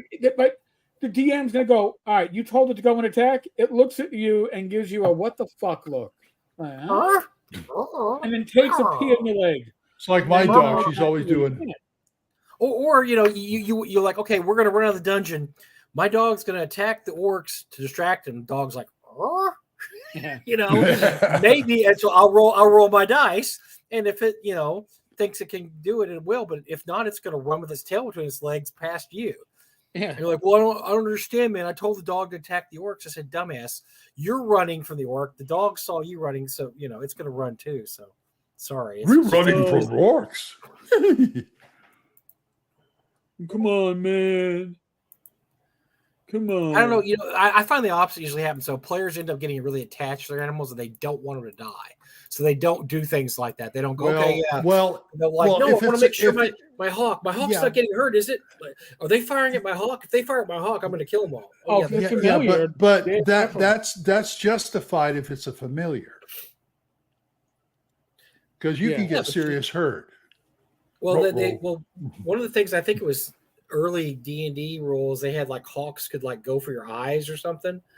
And I had a druid player that had a hawk, and man, he would roll incredibly good, and he would just taking eyes out of people and orcs and stuff. And people, the other players are like, man, that hawk is awesome, because they'd be doing something and they the orc's eyes gone, So in the original, I tried to. Ballad I wanted a character who had an animal companion cow, or steer. Well, That would you be a always terrible- have caddies No, around. a bull. They said we can't not take gonna- that with us. So I said, you're not going to say that when we run out of rations. Well, somebody else is saying elves says they make good rations. Yeah, like I said, I find that players are wimps when it comes to that. They want to keep their animal alive no matter what. It's like, no, I don't. I don't want my doggy to die. I don't remember that rule for hawks, but it makes sense because I was about to say, Baldur's Gate 1, right? The Ranger Minsk, didn't he have Yes. the Boo. He had Boo. Boo, the little mouse or rat, gerbil, whatever the fuck it was? Go for the eyes, Boo! Go for the eyes! That was like the one Yes, thing. I remember that. So yes, oh my god, Mr. Gunn, no, we're not going to talk about Lady Hawk, although it was a good movie for the time. Terrible soundtrack. I mean, I haven't thought of that movie probably in at least 20 years, and that says a lot. That wasn't a bad Social movie. It support just No. was. It doesn't necessarily hold. It doesn't. Look, I'm going to tell you, it doesn't hold up that great. I saw it not too many years ago. It doesn't hold up great. But it was at the time. I remember liking the movie quite a bit. So I always like to see Rutger Hauer as a hero. He played the bad guy so often. Mm-hmm. It's always fun to see Rutger Hauer as a good guy. Oh yeah. When I saw Sin City the first time, it's like, hey, Rutger Hauer's in it. He's cool. He had the best scene in the whole movie. It was great. Yeah, Yeah. I mean, he did a couple things really well. He didn't do everything good, but he did a couple things really well. Yeah. He was a great bad guy. Oh my God, he was such a good bad guy. I have a Blu-ray on my shelf there of Hobo with a Shotgun. Oh, I never saw that. That was one of his last movies, right? Yeah. Yeah, I did not see that. Hobo with a Shotgun. Yeah. Right, so there's a lot of support creature talk going on, invisible stalkers. No. But Tammy, an adorable kid with a disability, is getting some TV time in Maine because he wants to make his chicken his emotional support animal. They can be vicious, but they're also pretty dumb. Can't chickens run around without a head? Well, let him figure it out then. Yeah. Most chickens, chickens are usually pretty well behaved, depending. If they, the chicken will bite him or scratch him. And it's like, if my dad is like, bet you won't do that anymore. Yanked his head off and said, "You're through. You're done." Yeah. Did he choke the chicken, Glenn? Did he choke the chicken? Yeah. Just asking for a friend. We just call him the Colonel now. Oh. Oh, jeez. God help us, man. 11 herbs and spices, Daddy. It's weird. It's like 70 degrees here in New York, but it's so humid. I am drenched in sweat. Oh my gosh! The weather's actually nice here in Texas for once. It's our 100-degree days are gone finally. It's what is 80s. Oklahoma is we're 60 right now, so it's starting to go, but Yeah, it hasn't quite got there it's yet. nice here. I mean, I went on I worked in Amazon the and yard bought today. another It was great. just in case. I was on Amazon and I got another set of thermals. Oh, Cold mean, winter, huh? You got cold winter coming, or yeah. I'm because I lost so much weight. I'm freezing now, and they keep the AC on around here. I'm freezing around the house, and it's like 80 outside, but it's like 50 in the house. See, I could deal with the 50. Rach would not. Rach would be like, "Oh my god!" I always run warm. She tends to run cold. Yeah, but it's weird because Becky, whenever we go out to eat, it's like find a booth that isn't near the AC because I freeze in these places. She's always taking a sweater into a restaurant. Well, Martin, okay. if you haven't watched the show before on Friday nights, we go off in directions that are random, indiscriminate, and that in directions you never think of. You never think. That's for sure. I mean, and I'm not on most of the time. I just pop in when I have a rant. We just pop in so we can toss it, so we can talk movies for an hour. Yeah. Yeah. We just have Night, David. Yes, good night, Dave. Two temperatures, pants, and no pants. Bill, Glenn, did you ever see Dune, the new Dune? No, I haven't seen the old Dune. Well, the new Dune is on Netflix now. I don't know if you have Netflix. Oh, is it? I mean, yes, my wife found it. She found it the other day. She started watching it. She did not understand it. She stopped until I could watch it with her. She said, "I can't figure out what's going on." It's pretty dense. It's pretty. It doesn't do you any favors if you don't know the source material. I never read Dune, but I know of Dune from friends that love the damn series, and I thought the movie was awesome. I thought the first one. It looked great. It looked really great. I thought it looked good. And look, it's a very complicated, dense, multi-layered plot. They did a pretty good job of breaking it down, I thought, in the movie. Herbert did to make it somewhat understandable because it's very dense, very, very dense plot. So yeah, I liked it. I thought it was okay. Yeah. Like I said, I haven't even seen the old one. I haven't even read the books. I don't read fiction all that much. Well, the new Doom was very, very close to the source material. I mean, it was closer than the Lynch movie. It was closer than the TV show. I mean, it's probably the closest. The original. Oh, he doesn't like the original Doom either. Gun just okay. Well, if you don't like it, then you don't like it. So. What could I say? Not an appropriate forum for such small time. Excuse me? Do you want to host this show? You haven't heard Glenn and I can get off on tangents that you'll never. Oh, and you'll never get your life. And it's worse when we're at the con. Yes, we can get on tangents that you'll never get those hours. By the way, how is con prep going?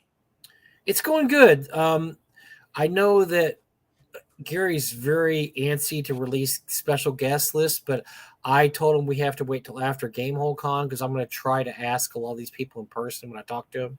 I think it's better to talk to them in person. But everything's going great.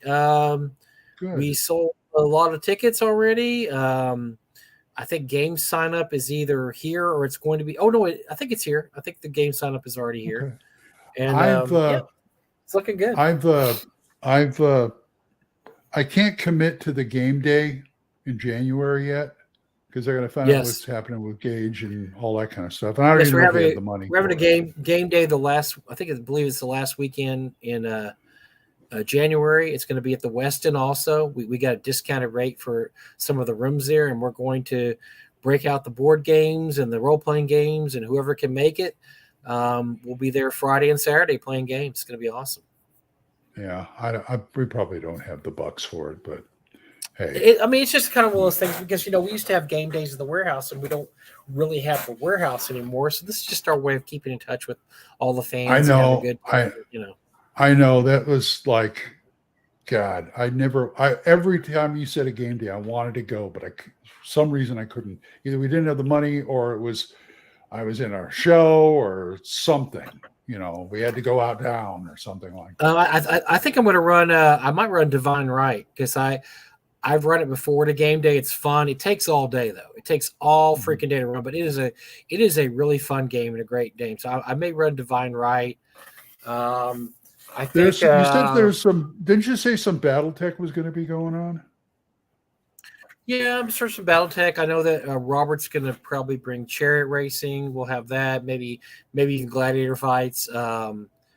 I know just whatever games people bring, whatever they're going to bring. It's going to be, like I said, it's all day Saturday. It's afternoon through evening Friday. So there'll be lots of time to game. I don't usually run things at the convention. This is going to give me a chance to actually run something. So I thought I might set up Divine Right in the morning and see if I can get anybody to play it all day long. Which the last time we were at the warehouse, we played all day long, and it was me and Marshall Mahurin pretty much trying to figure out the rules because we hadn't played it so long. Because the rules get tricky. And so we were having to what's this rule mean? Okay. And so we got about halfway through the game. We got halfway through, and it took all day. But that was because we hadn't played it in years and years and years. And we were just kind of like, oh, what's this rule? What's this thing? I wish I would have. I wish I would have. Minis. I didn't even, Fire and Ice. Really?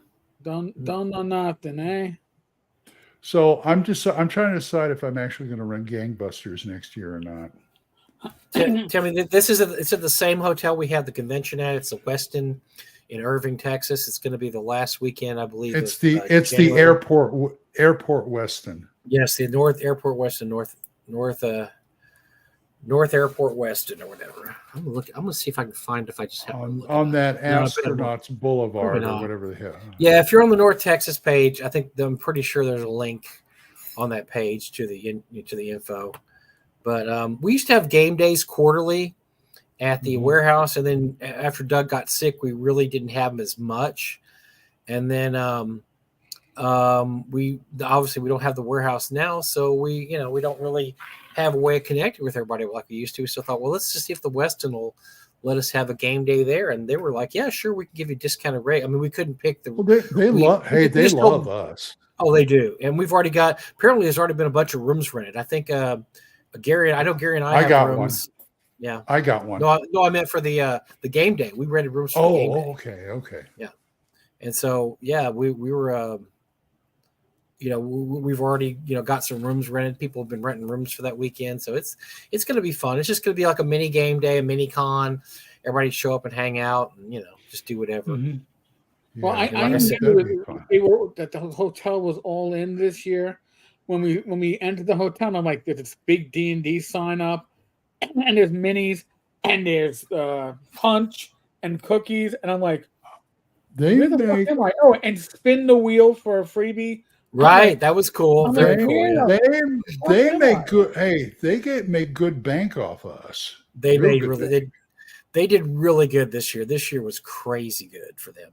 So we're definitely on their good side now. Like I said, because I was just going to rent a hotel around here, rent the room or something, and then Gary said, well, let's check with the Westin, and they said, sure, we'd love to have you.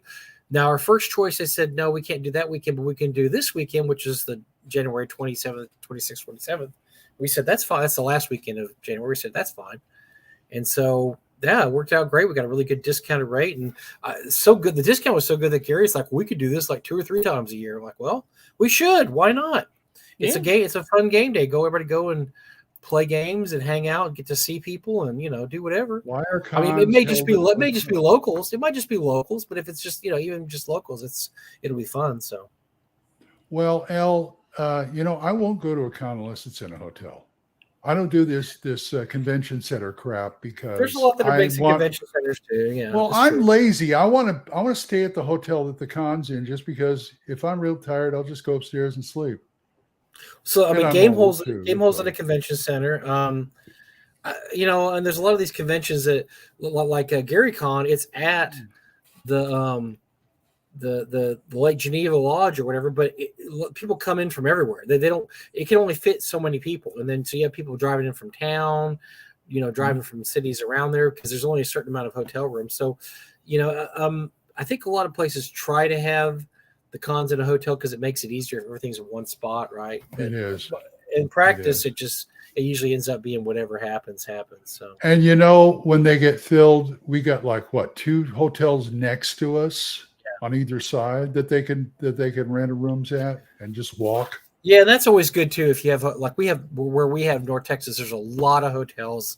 There's probably I think I count there's 4 others within walking distance, and there's even more across the street if you don't mind taking an Uber or a shuttle.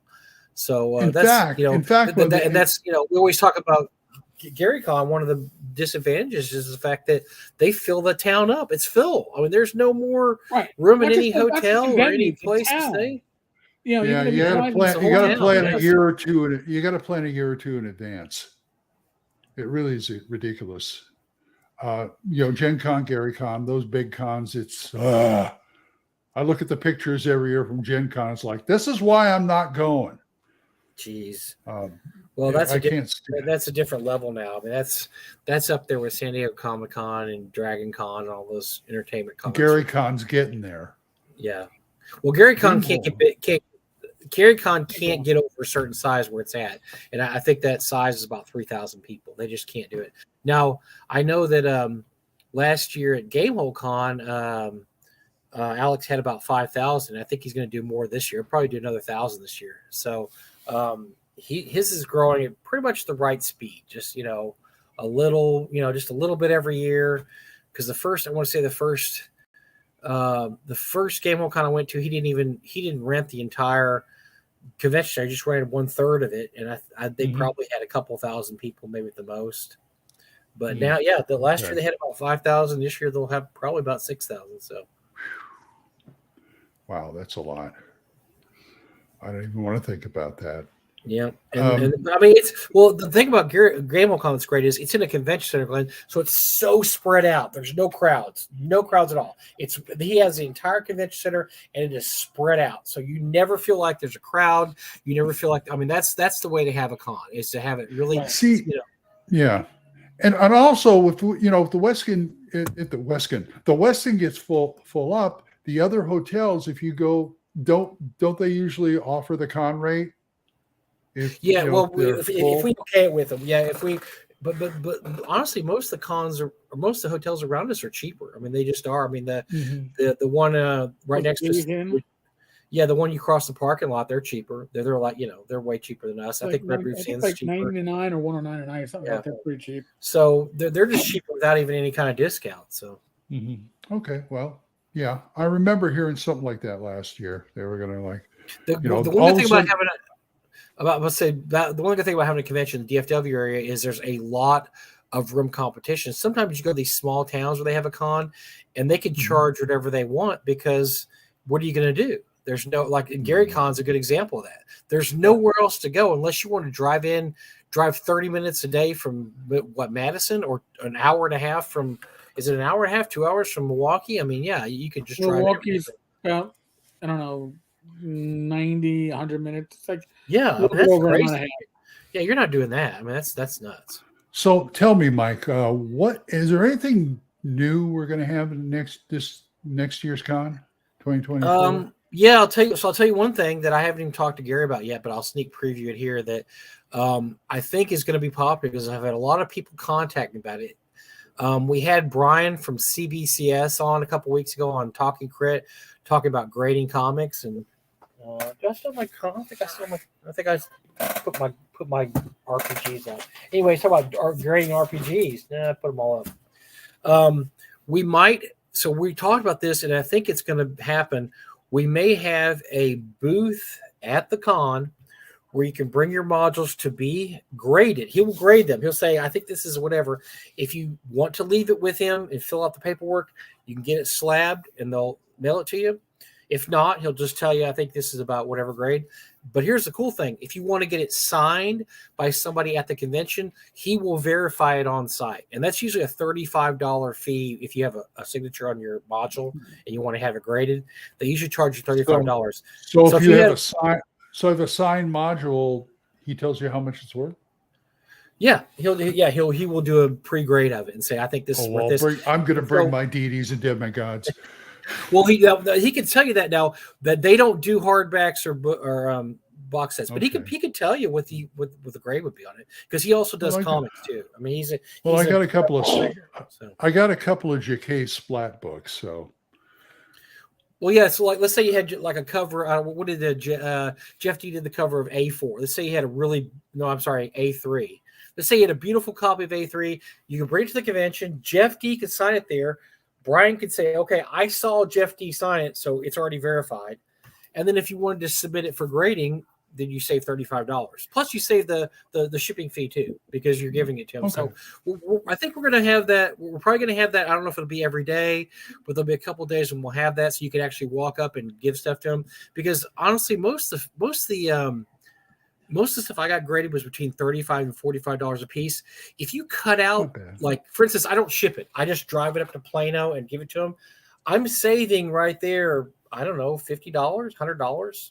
Well, probably not 100. I'm saying about $50 because I don't have to put it in a box and package it correctly and then insure the box and put signature this and that. So that's a big deal. And then I had a couple of things that were signed and they ended up being really expensive. And I decided that unless it's signed on the cover, I'm not going to submit any more items there because I had something signed by Jeff Eason on the cover. So I'm glad I did that one. But I'm not going to, if I have 5 people sign the inside of a module, I'm not going to have that put in a case. You can't see it. You can't open it up and say, whoa, look at all this cool stuff in here. So, but anyway, like I said, if you get stuff signed there, he will do that. So anyway, that's something new we're probably going to have. I think we're going to have that. That sounds fun. We had a lot of, yes, they don't slab without grading, but they will grade without slabbing. I know that sounds weird, but they won't just slab something. No, you have to have it graded to be slabbed, but they will just grade it. If you just want to grade it without slabbing it, they'll tell you. And matter of fact, you could submit it for grading without slabbing. I didn't even know you could. That was a service, but that is a service. I know Ingo had a couple of things like that. Like I just want it graded. I don't want it slabbed. And so I think something belonged to a friend of his. The friend just wanted to know what the grade was, but didn't care about getting slabbed. So Ingo turned it in. The guy, it was like a 9.8. I mean, something crazy. It was a near mint plus or whatever. But he didn't get it slabbed. I don't know why he didn't slab. Just most of my sign stuff are either core books or hardbacks. So forget. Yeah, unless you have something really beautiful shape, I wouldn't worry about it getting slabbed. I mean, you don't want to get something slabbed that's like a 5.0, which is average, or 6.0, or even one of my items I got slabbed was a 7.0. I put it up on eBay because I'm like, I don't really care about 7.0s. I want something really nice. So it's kind of like Gamers Antique Roadshow. Yes, very much like that. Okay. But that's one thing. And then I think, let me see, we're still going to have chariot racing, gladiators. We're going to have all the same stuff we always have. I'm trying to think if anybody's talking about running any new games. I've seen some people. Fantasy. Oh yeah, yes. We're gonna have the fantasy trip. We were gifted about 3 years ago. The convention was gifted the full Steve Jackson fantasy trip Kickstarter. This guy got the top level. I remember that. Never played it. It's in a plastic box. He just has everything in a plastic box. So I said, this is dumb that we're not running fantasy trip. We have everything. We have the mats. We have the character sheets. It's all in this box. And so Eric has said he would run it. Ty Beard said he would run fantasy trip. So we're going to have some fantasy trip games. So that's going to be fun. And then the other game I really wanted somebody to run was Ogre, because we have the Ogre Kickstarter. I remember that too. Doug and I put it together. We ran it like 2 times, and it's been sitting in a box ever since. It's a waste of a beautiful game. And so I would love to have a big old table with the mat and everything, and then have the big giant tanks and run an Ogre at one of the tables. So hey, listen. Why don't you have an event hosted by me of AD&D second edition trivia, because I still have that. Well, so here's the deal. So we've been planning for years, and Tom Wilson and I've been planning this, and it got derailed by COVID. We were going to do an hour-long trivia contest, and we had the questions. We had quite a few questions written up, and it comes from all D&D up to about 3rd edition. Then it's just mostly old stuff. And we were going to have prizes and this and that, whatever. Well, it got derailed. I need to talk to Tom about getting that going again, because we had a big plan for that. It was going to be a big deal. We were going to have competition between people. People could volunteer to answer questions. And we had all these different things we're going to do. So the only thing I like about the second edition trivia game, Glenn, is that it's just all second edition. I mean, it's just, that's the whole idea. I know it's just minutia sometimes too. Like how many? We use that on Thaco's Hammer every once in a while. We have a show where we just do that. I tell you Gary what, says submit it as an event. The man has spoken. Oh no! Gary's here. shut up, Gary. Yeah, okay. No, but I tell you what, I really like the new D&D trivia game, the one that John Peterson worked on. That is really cool because it draws. They have a new one. Yeah. Yes, just came out last year. It's the one that that Joe the Lawyer keeps reading off of every show. He breaks the show down and goes, "Oh, I'm going to start reading trivia cards." But that comes from all different versions of D&D, and I think that is a far superior game, the new one, because it's not just 2E centric. It covers everything. I wonder how long Gary's been here. Has he heard me pimping? I don't know. All the stuff I was pimping. By Grapnar's Thaco, by the sons of Orvan, you shall be avenged. Why do people hate 2E so much? Okay, so here's the deal. I'm going to tell you this.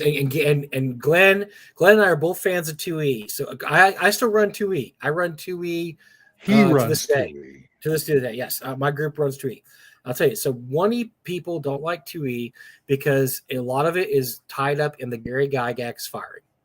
And the simple fact that a lot of people think that the reason he was fired, and so this gets mixed up in a lot of lore because people back then didn't really know what was going on. They think Gary Gygax was fired, so his name would be taken. And if 2E came out, his name could be taken off there. They wouldn't have to pay any residuals or whatever. Anyway, but 2E was already in the slot, works. right? Yeah, it was. Right. And Gary had already previewed some of it and said, "Here's what 2E is." Now, but his previews became Unearthed Arcana. They never became some of it. And not only that, remember Joe Block? His game is basically what he thinks 2E would be if Gary's. Based on articles for 2E. I had first hand contact with that when we started Thaco's Hammer, because Vince thought I should do a 2E podcast. I asked if he wanted to be on it. I said, "No, I'm not touching it." Why? Because of what they did to Gary. I said, "It doesn't affect the game." That's what I'm saying. But even then, that has nothing. Look, the people who worked on 2E, Jim Ward was the supervisor of the project. Jim loved Gary. And Zeb Cook. And then Zeb Cook and Steve Winter. They were underneath. So Jim was up here. Steve Winter and Zeb Cook were underneath him, and he said, "You guys do 2E." So none of those people had a bone to pick with Gary. None of those people had any bad things to say or do or whatever about Gary. They did what they were told. Yeah, they did what they were told. And so a lot of 1E people to this day just think that Gary was done wrong and that 2E was a money grab to push Gary out. And the reason that 2E is better than 1E is because it's 1E with all the changes you made over the years yourself. That didn't and work. No demons and devils. And but I'm just saying is like if I run 2E, yeah. No, go ahead. Go ahead, Glenn. No, I said if I run 2E, I layer the 1E stuff back in, that kind of thing. You know, the classes and the demons and devils and all, because I never held. Here's the thing, though, John. 2E was always going to come out anyway. So at some point, 2E was going to come out. And so, look, you can't trust Ernie's opinion on that. Obviously, it has to do with his father. And so he's going to be definitely biased when it comes to that. But 2E was always going to come out. I mean, every game out there. I mean, look, Call of Cthulhu's had 7 editions, maybe 8 editions. Yes. I mean, every game out there has a second, third, fourth. You know, Shadowrun's had 4 editions. Well, D&D started. D&D started. So at some point, it was going to have a second edition. And so my group liked it because we started playing in 78. We played first edition. When 2E came out, I'm flipping through the book going, this has all our house rules in it. This is how we house rule this. This is how we house rule this. Oh, look, there's an index in the back. Wow, that's something the 1E book didn't have. But I mean, just... But where's my polearm picture? Come on. Sorry. I think they did. Look, I think they tried to make the Bard a playable class because as much as I love the first edition Bard, it's not a playable class. I never saw anybody play it in 10 years because it was just too much of a buy-in. For a game that advertised lethality, you are not going to spend 8 levels just trying to get your character to be a first-level Bard. It's just too much, you know. Yeah. At least they try. I don't think the 2E Bard is is awesome by any chance. I mean, I think it's a version, okay, Yeah. but at least they tried to do something. I like the way they got rid of level limits. I think level limits are stupid. I always did. We never used them. I think that's ludicrous. The whole level limit thing.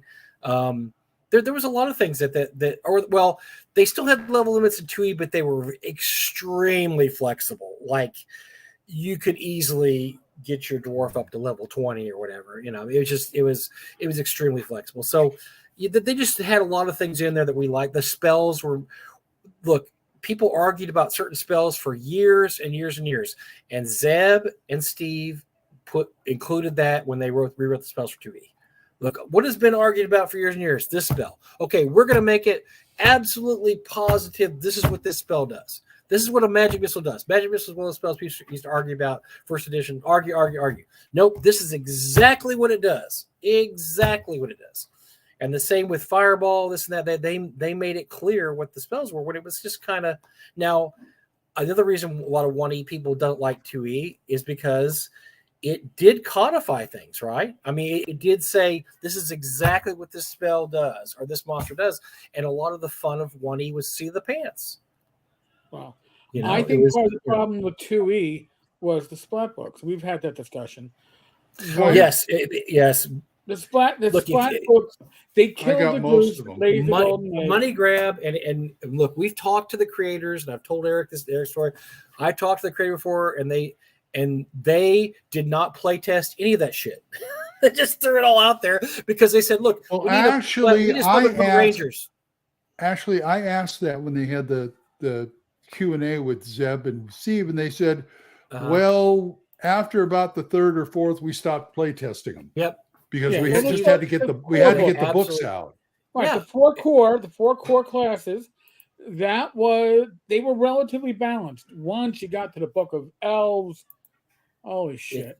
It was just like, look, it was an assignment, right? This guy was given an assignment. Look, I want you to write a book about dwarves or elves or whatever, and you have to have this many character classes. You have to have this many racial, this, that. And so they're just throwing stuff out there. They're not play testing that. There's no freaking way. They're writing it up, and that's why you have the sword dancer? What was the crazy one, Eric?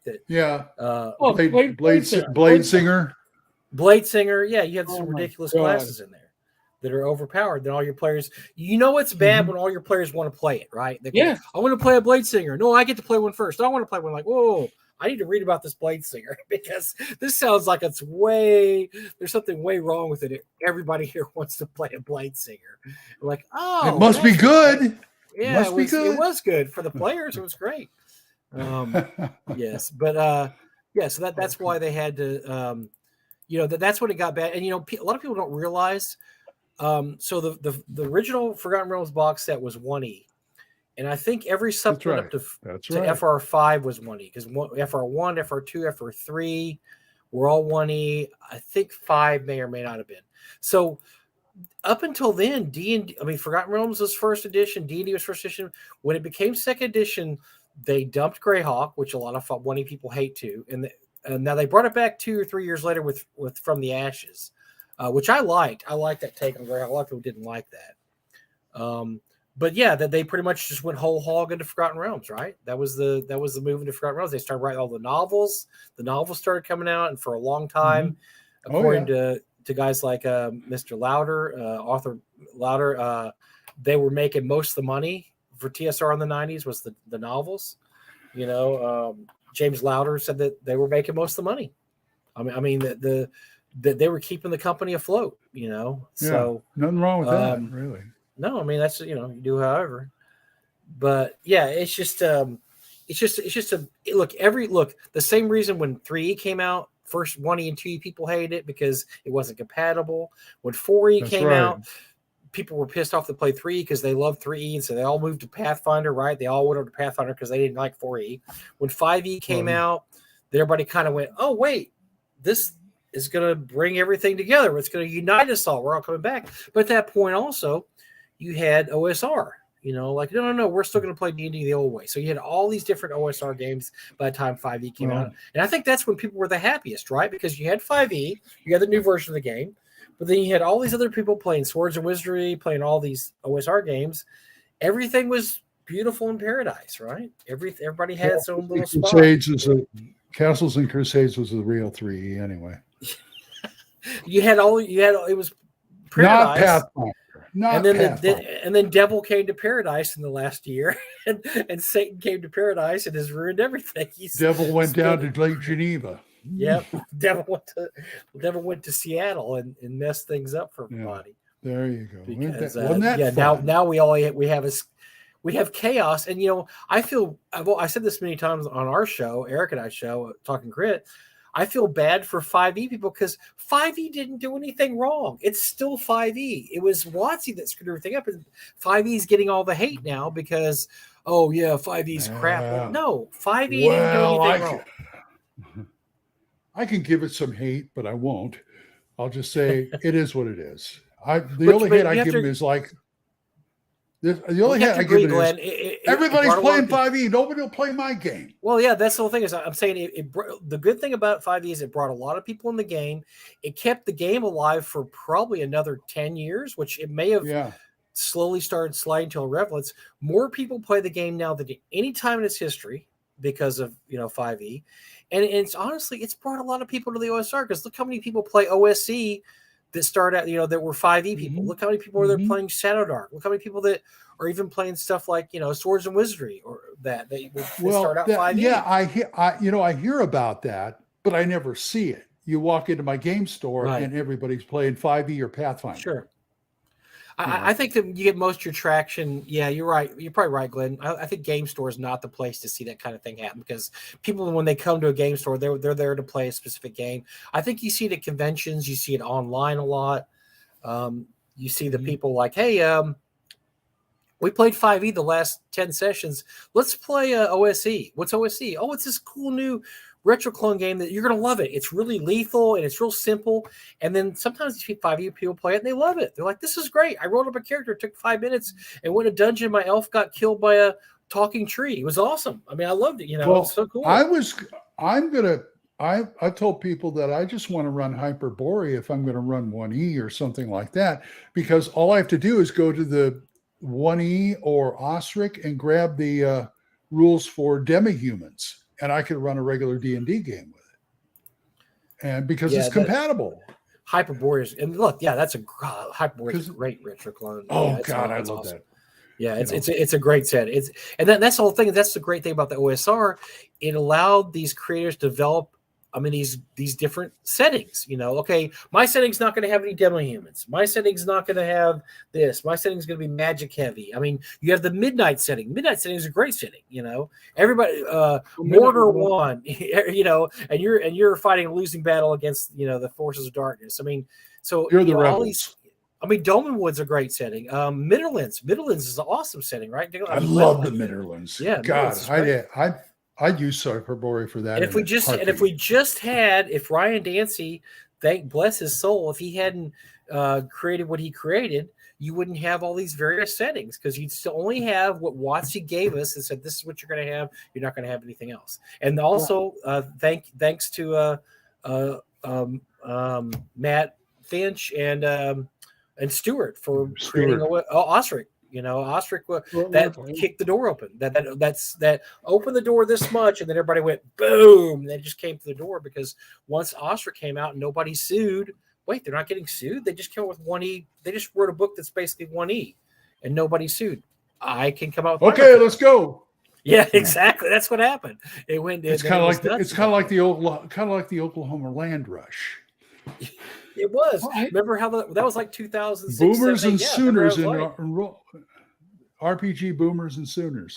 Yep, that's exactly what it was like. God, I've been in Oklahoma too long. God. Question for Mike: do you think the OGL gives cover in a sense even to companies that don't publish the OGL? We've talked about this in the show. Once again, we've talked about this somewhat. I think it does because at this point it's been around long enough that what's going to happen to the OGL is what already happened. People are going to push back against it. I still don't think that WotC wants the OGL around. I mean, do you, Eric? I don't. I think they'd like to see it go away. Here's the thing: they have agreed to keep it for now, and they've actually said they are going to the OGL is an issue, all right? Because Yeah. the OGL is viral. The OGL, for lack of a better phrase, and I'll say it this way because it's a cancer. It's a cancer for Wizards of the Coast because it is designed to replicate. It is designed to encourage others to build upon your work. So they prefer, Yes. if we're going to give away our rules, we want it to be under Creative Commons 04, which, as a creator, gives you pretty much, maybe less restrictions than the OGL does, but it takes away that viral aspect of the OGL where people go, Yeah. "Oh, I can build off you now." It takes away that you have to force it almost to be viral, and that's they want it one and done. They want somebody, create your shit and then be done with it. We don't want people working off your shit. We want it to be closed. Creative Commons was given not because they were giving you a gift; they were giving you a way out for themselves after they fucked up. And look, imagine this. Imagine that J.K. Rowling. Imagine J.K. Rowling was writing Harry Potter, and so she gave permission. You can write any books you want under Harry Potter in my world. You can write your books in my world, do whatever you want. And everybody would be just ecstatic. Oh my God, this is great. And they would write, stories about a whole series about Dobby the elf, whatever, or, they'd write all this stuff. But eventually somebody's going to write porn, or they're going to just start making a lot of money, like more money than she is doing something, wait, well, this series about Dumbledore is, it just sold, 10 million copies. And imagine then, 10 years later, J.K. Rowling goes, yeah, I'm going to take those rights back. You can't write about Harry Potter and his Wizarding World anymore. It's only my territory. This is exactly the same thing happened. And this is what WotC's scared of. They're scared of exactly what happened this spring when Shadow Dark made $1 million, when Dome and Wood made $1 million, when Wolfgang Barr's system made over $1 million. That's what they're scared of, is that's money not going into their pockets. And as a matter of fact, even though it is being played with D&D rules, because you said this is D&D rules, you don't need the 5e rule books to play those games. And that's what they're scared of, is they're getting nothing out of this. Nothing. Look what happened when they did that. Look what happened. CNC having the best year in that company because they did that, and boom, everybody's buying Castles and Crusades. I know Frog God we've had some Boffo numbers too, because people are supporting a lot of people. Look, and what did I say earlier about the one thing you don't want to do when you advertise is give your competition any airtime or any air. Right. All this whole GLA thing was give all these systems air. It gave Swords and Wizardry air. It gave all these systems air.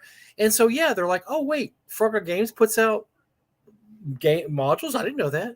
I'm going to buy some stuff. Oh, what's this Lamentations of the Flame Princess stuff? This looks really creepy. Yeah. I'm going to go buy this thing.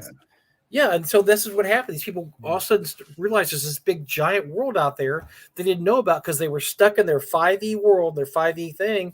And once, WotC did this to themselves. They have no one to blame but themselves. Mm-hmm.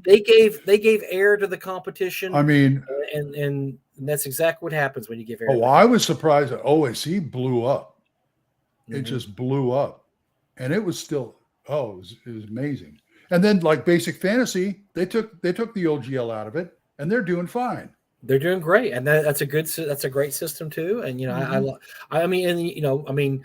now you have so many systems out there. It's hard to you just pick the flavor you like. I mean, I can't wait to see Greg Gillespie's Dragon Slayer. I like his stuff. I'm sure it'll be a really interesting system. I don't know if I'll use it or not. I may steal from it. I steal from a lot of systems.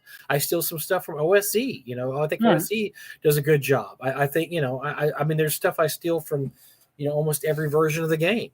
It's why we have charts. It's so transferable. Yeah. But it's all better than just having one game, one company putting out, look, Call of Cthulhu, it's being published by Chaosium, but Call of Cthulhu has been really great with their licensing over the years. Almost anybody can publish a Call of Cthulhu module. I mean, Ben Burns publishes all his Call of Cthulhu stuff. You have to do it through a license to Chaosium, and they'll let you publish it. The companies that are good companies realize it's not good. It's very stagnant to you being the one company that can put out material for that game. And they're realizing how stagnant that makes that product. And and WotC just wants to go back to that stagnancy. That was the whole point of the OGL in the first place. Yeah. You know, I mean, look at the years. Look at from 1979 to 99. There was one company putting out stuff. It was D&D. It was TSR, and then they opened the floodgates. Ryan Dancey opened the floodgates, and then 3E. All these companies are publishing 3E now. Yes, about half of it was absolute garbage. It was just absolute garbage. But then there was a lot of it that was really good. The Necromancer game stuff was good. There's quite a bit of good stuff there. So, competition, it shouldn't be a dirty word. And the fact that WotC is treating competition like, this is even off the subject we got started with, which was they're going to take druids and shamans out. Just the fact that they thought that by eliminating competition, they were going to kick some ass. They started the year off bad, and it only got worse. It got worse every time they turned around, and it's still getting bad. It's still, because they can't keep out of their own way. I think the D&D movie got lucky in that respect because it didn't totally tank. It got some good reviews, and it made some coin. It ain't going to get any sequel, but it made some coin. Look, it was a $300 million movie, which is a $300 million, right? $150 million, which is an expensive movie. They made 300, which means they basically broke even. They broke even on the movie. Yeah. Well, they broke even. And if you go on Rotten Tomatoes, it's like 96% fresh. Yeah, it's getting a lot of. I think it's going to be one of those movies that's going to do well over the years. People are going to like it. They're going to watch it. Everybody goes and buys the DVD. They're all going to be.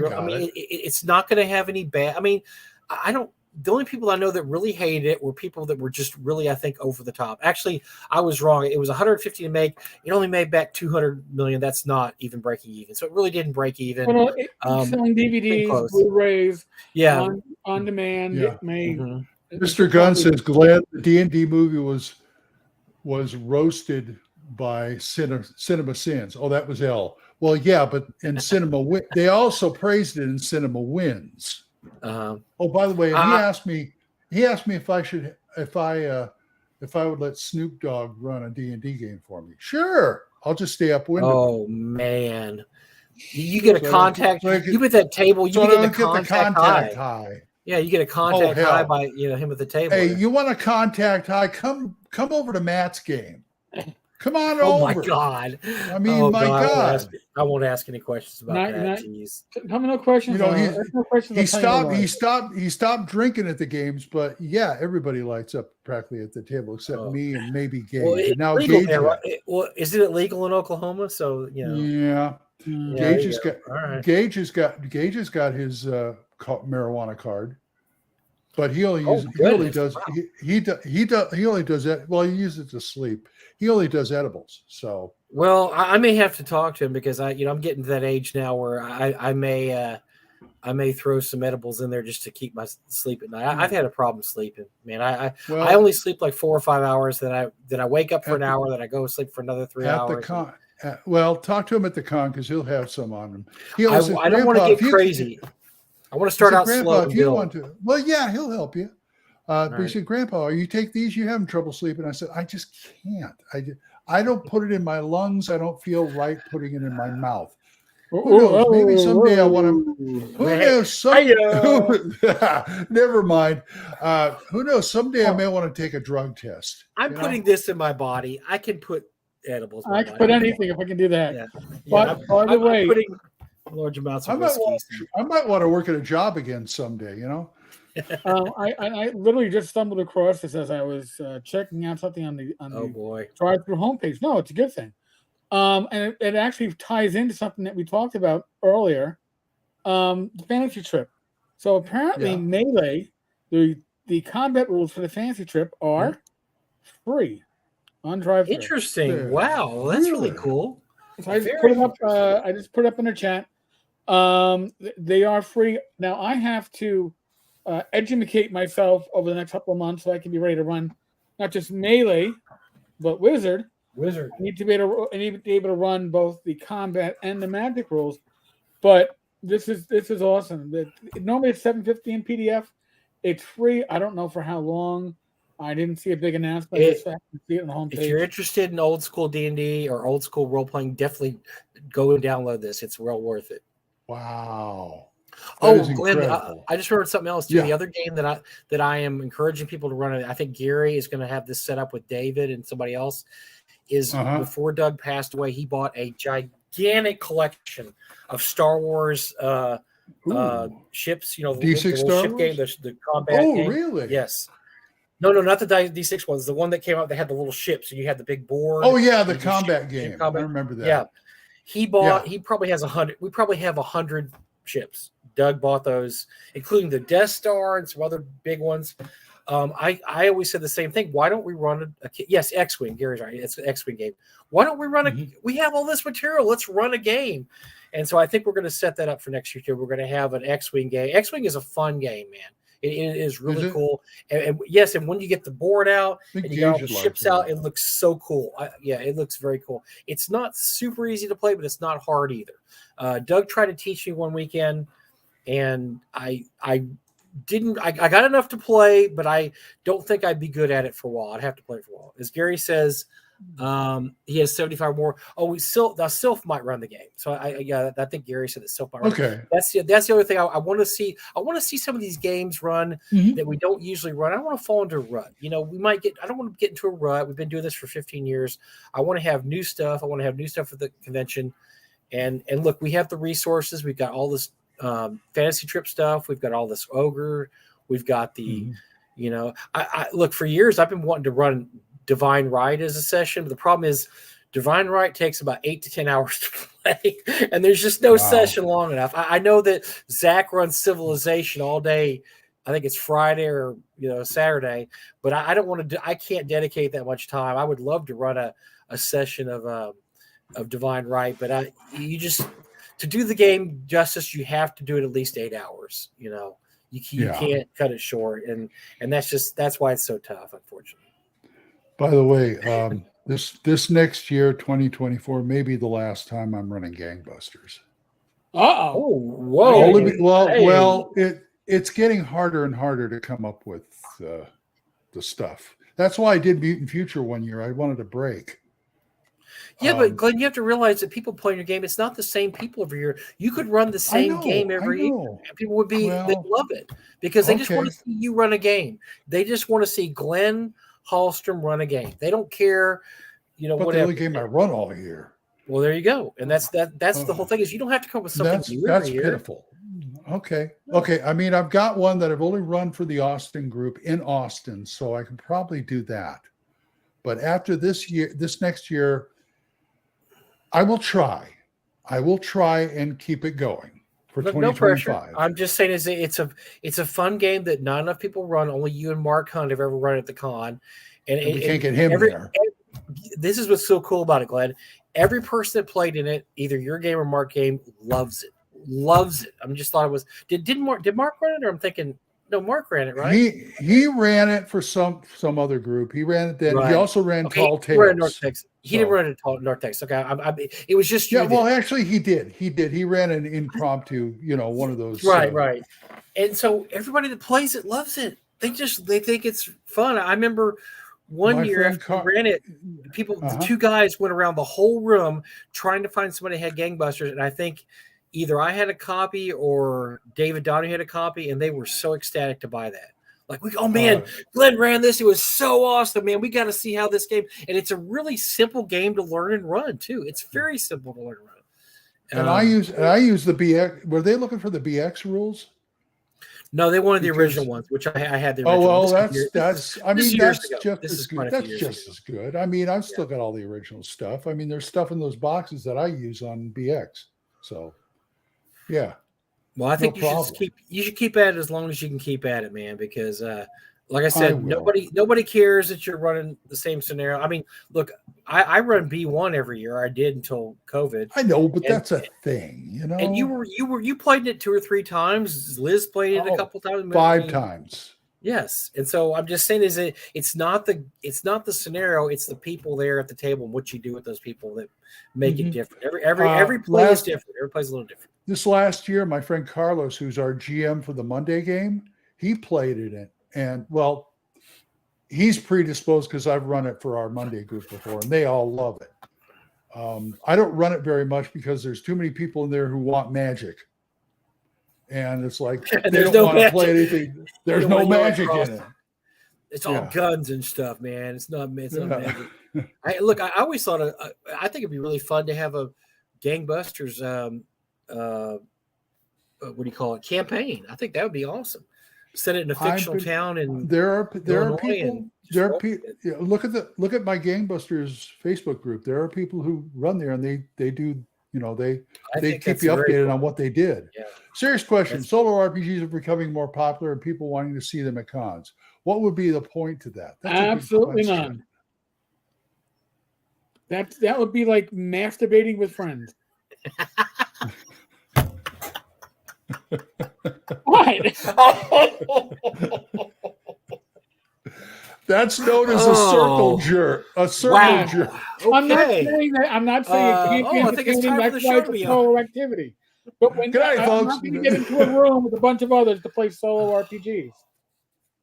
Oh my God, John. Maybe we John should end on that note. I don't think we can beat that line. John, I'm always looking for a 2 hours and game 15 into it. Holy crap. in person. That's an ender right there. Wow. All right. Oh So, my God. folks, Oh my thank God. you to Bad Mike for joining in. Thank you to Glenn. Yes, thanks, guys. Thanks for letting me join in. Good to see you again, Glenn. No problem. No problem. Thank you Don't to the very lively comments in the, in the chat. And don't forget, folks, go snag your free copy of Melee. I mean, yes, it is definitely. a part of gaming history, literally. And back that game table if you can. Oh my God! If I had a place I can't, but you can. if I only had a place for it, I don't have a place for it. Don't forget, But if I had a place Hammer. for it, I'd have a place for it. I don't. Daco's Hammer, Radio Grognard. Yeah. Yeah, All right, Tammy, it folks. was fun. Thank you for coming, my dear. As always, be safe, be well, God bless, roll the dice, roll them well, and don't masturbate with friends. I mean, what else can we say? Friends don't do that. Friends masturbate. No, not at conventions. Definitely. No, friends. not at cons. conventions, especially. Oh my God, Jeez, no, golly. no, keep that. Wow. Why is your dice so sticky? Ah, that's not the solo gaming I was thinking about. Ah, God bless. Thank Good night, you. folks. Good night, Later. folks. Oh my gosh.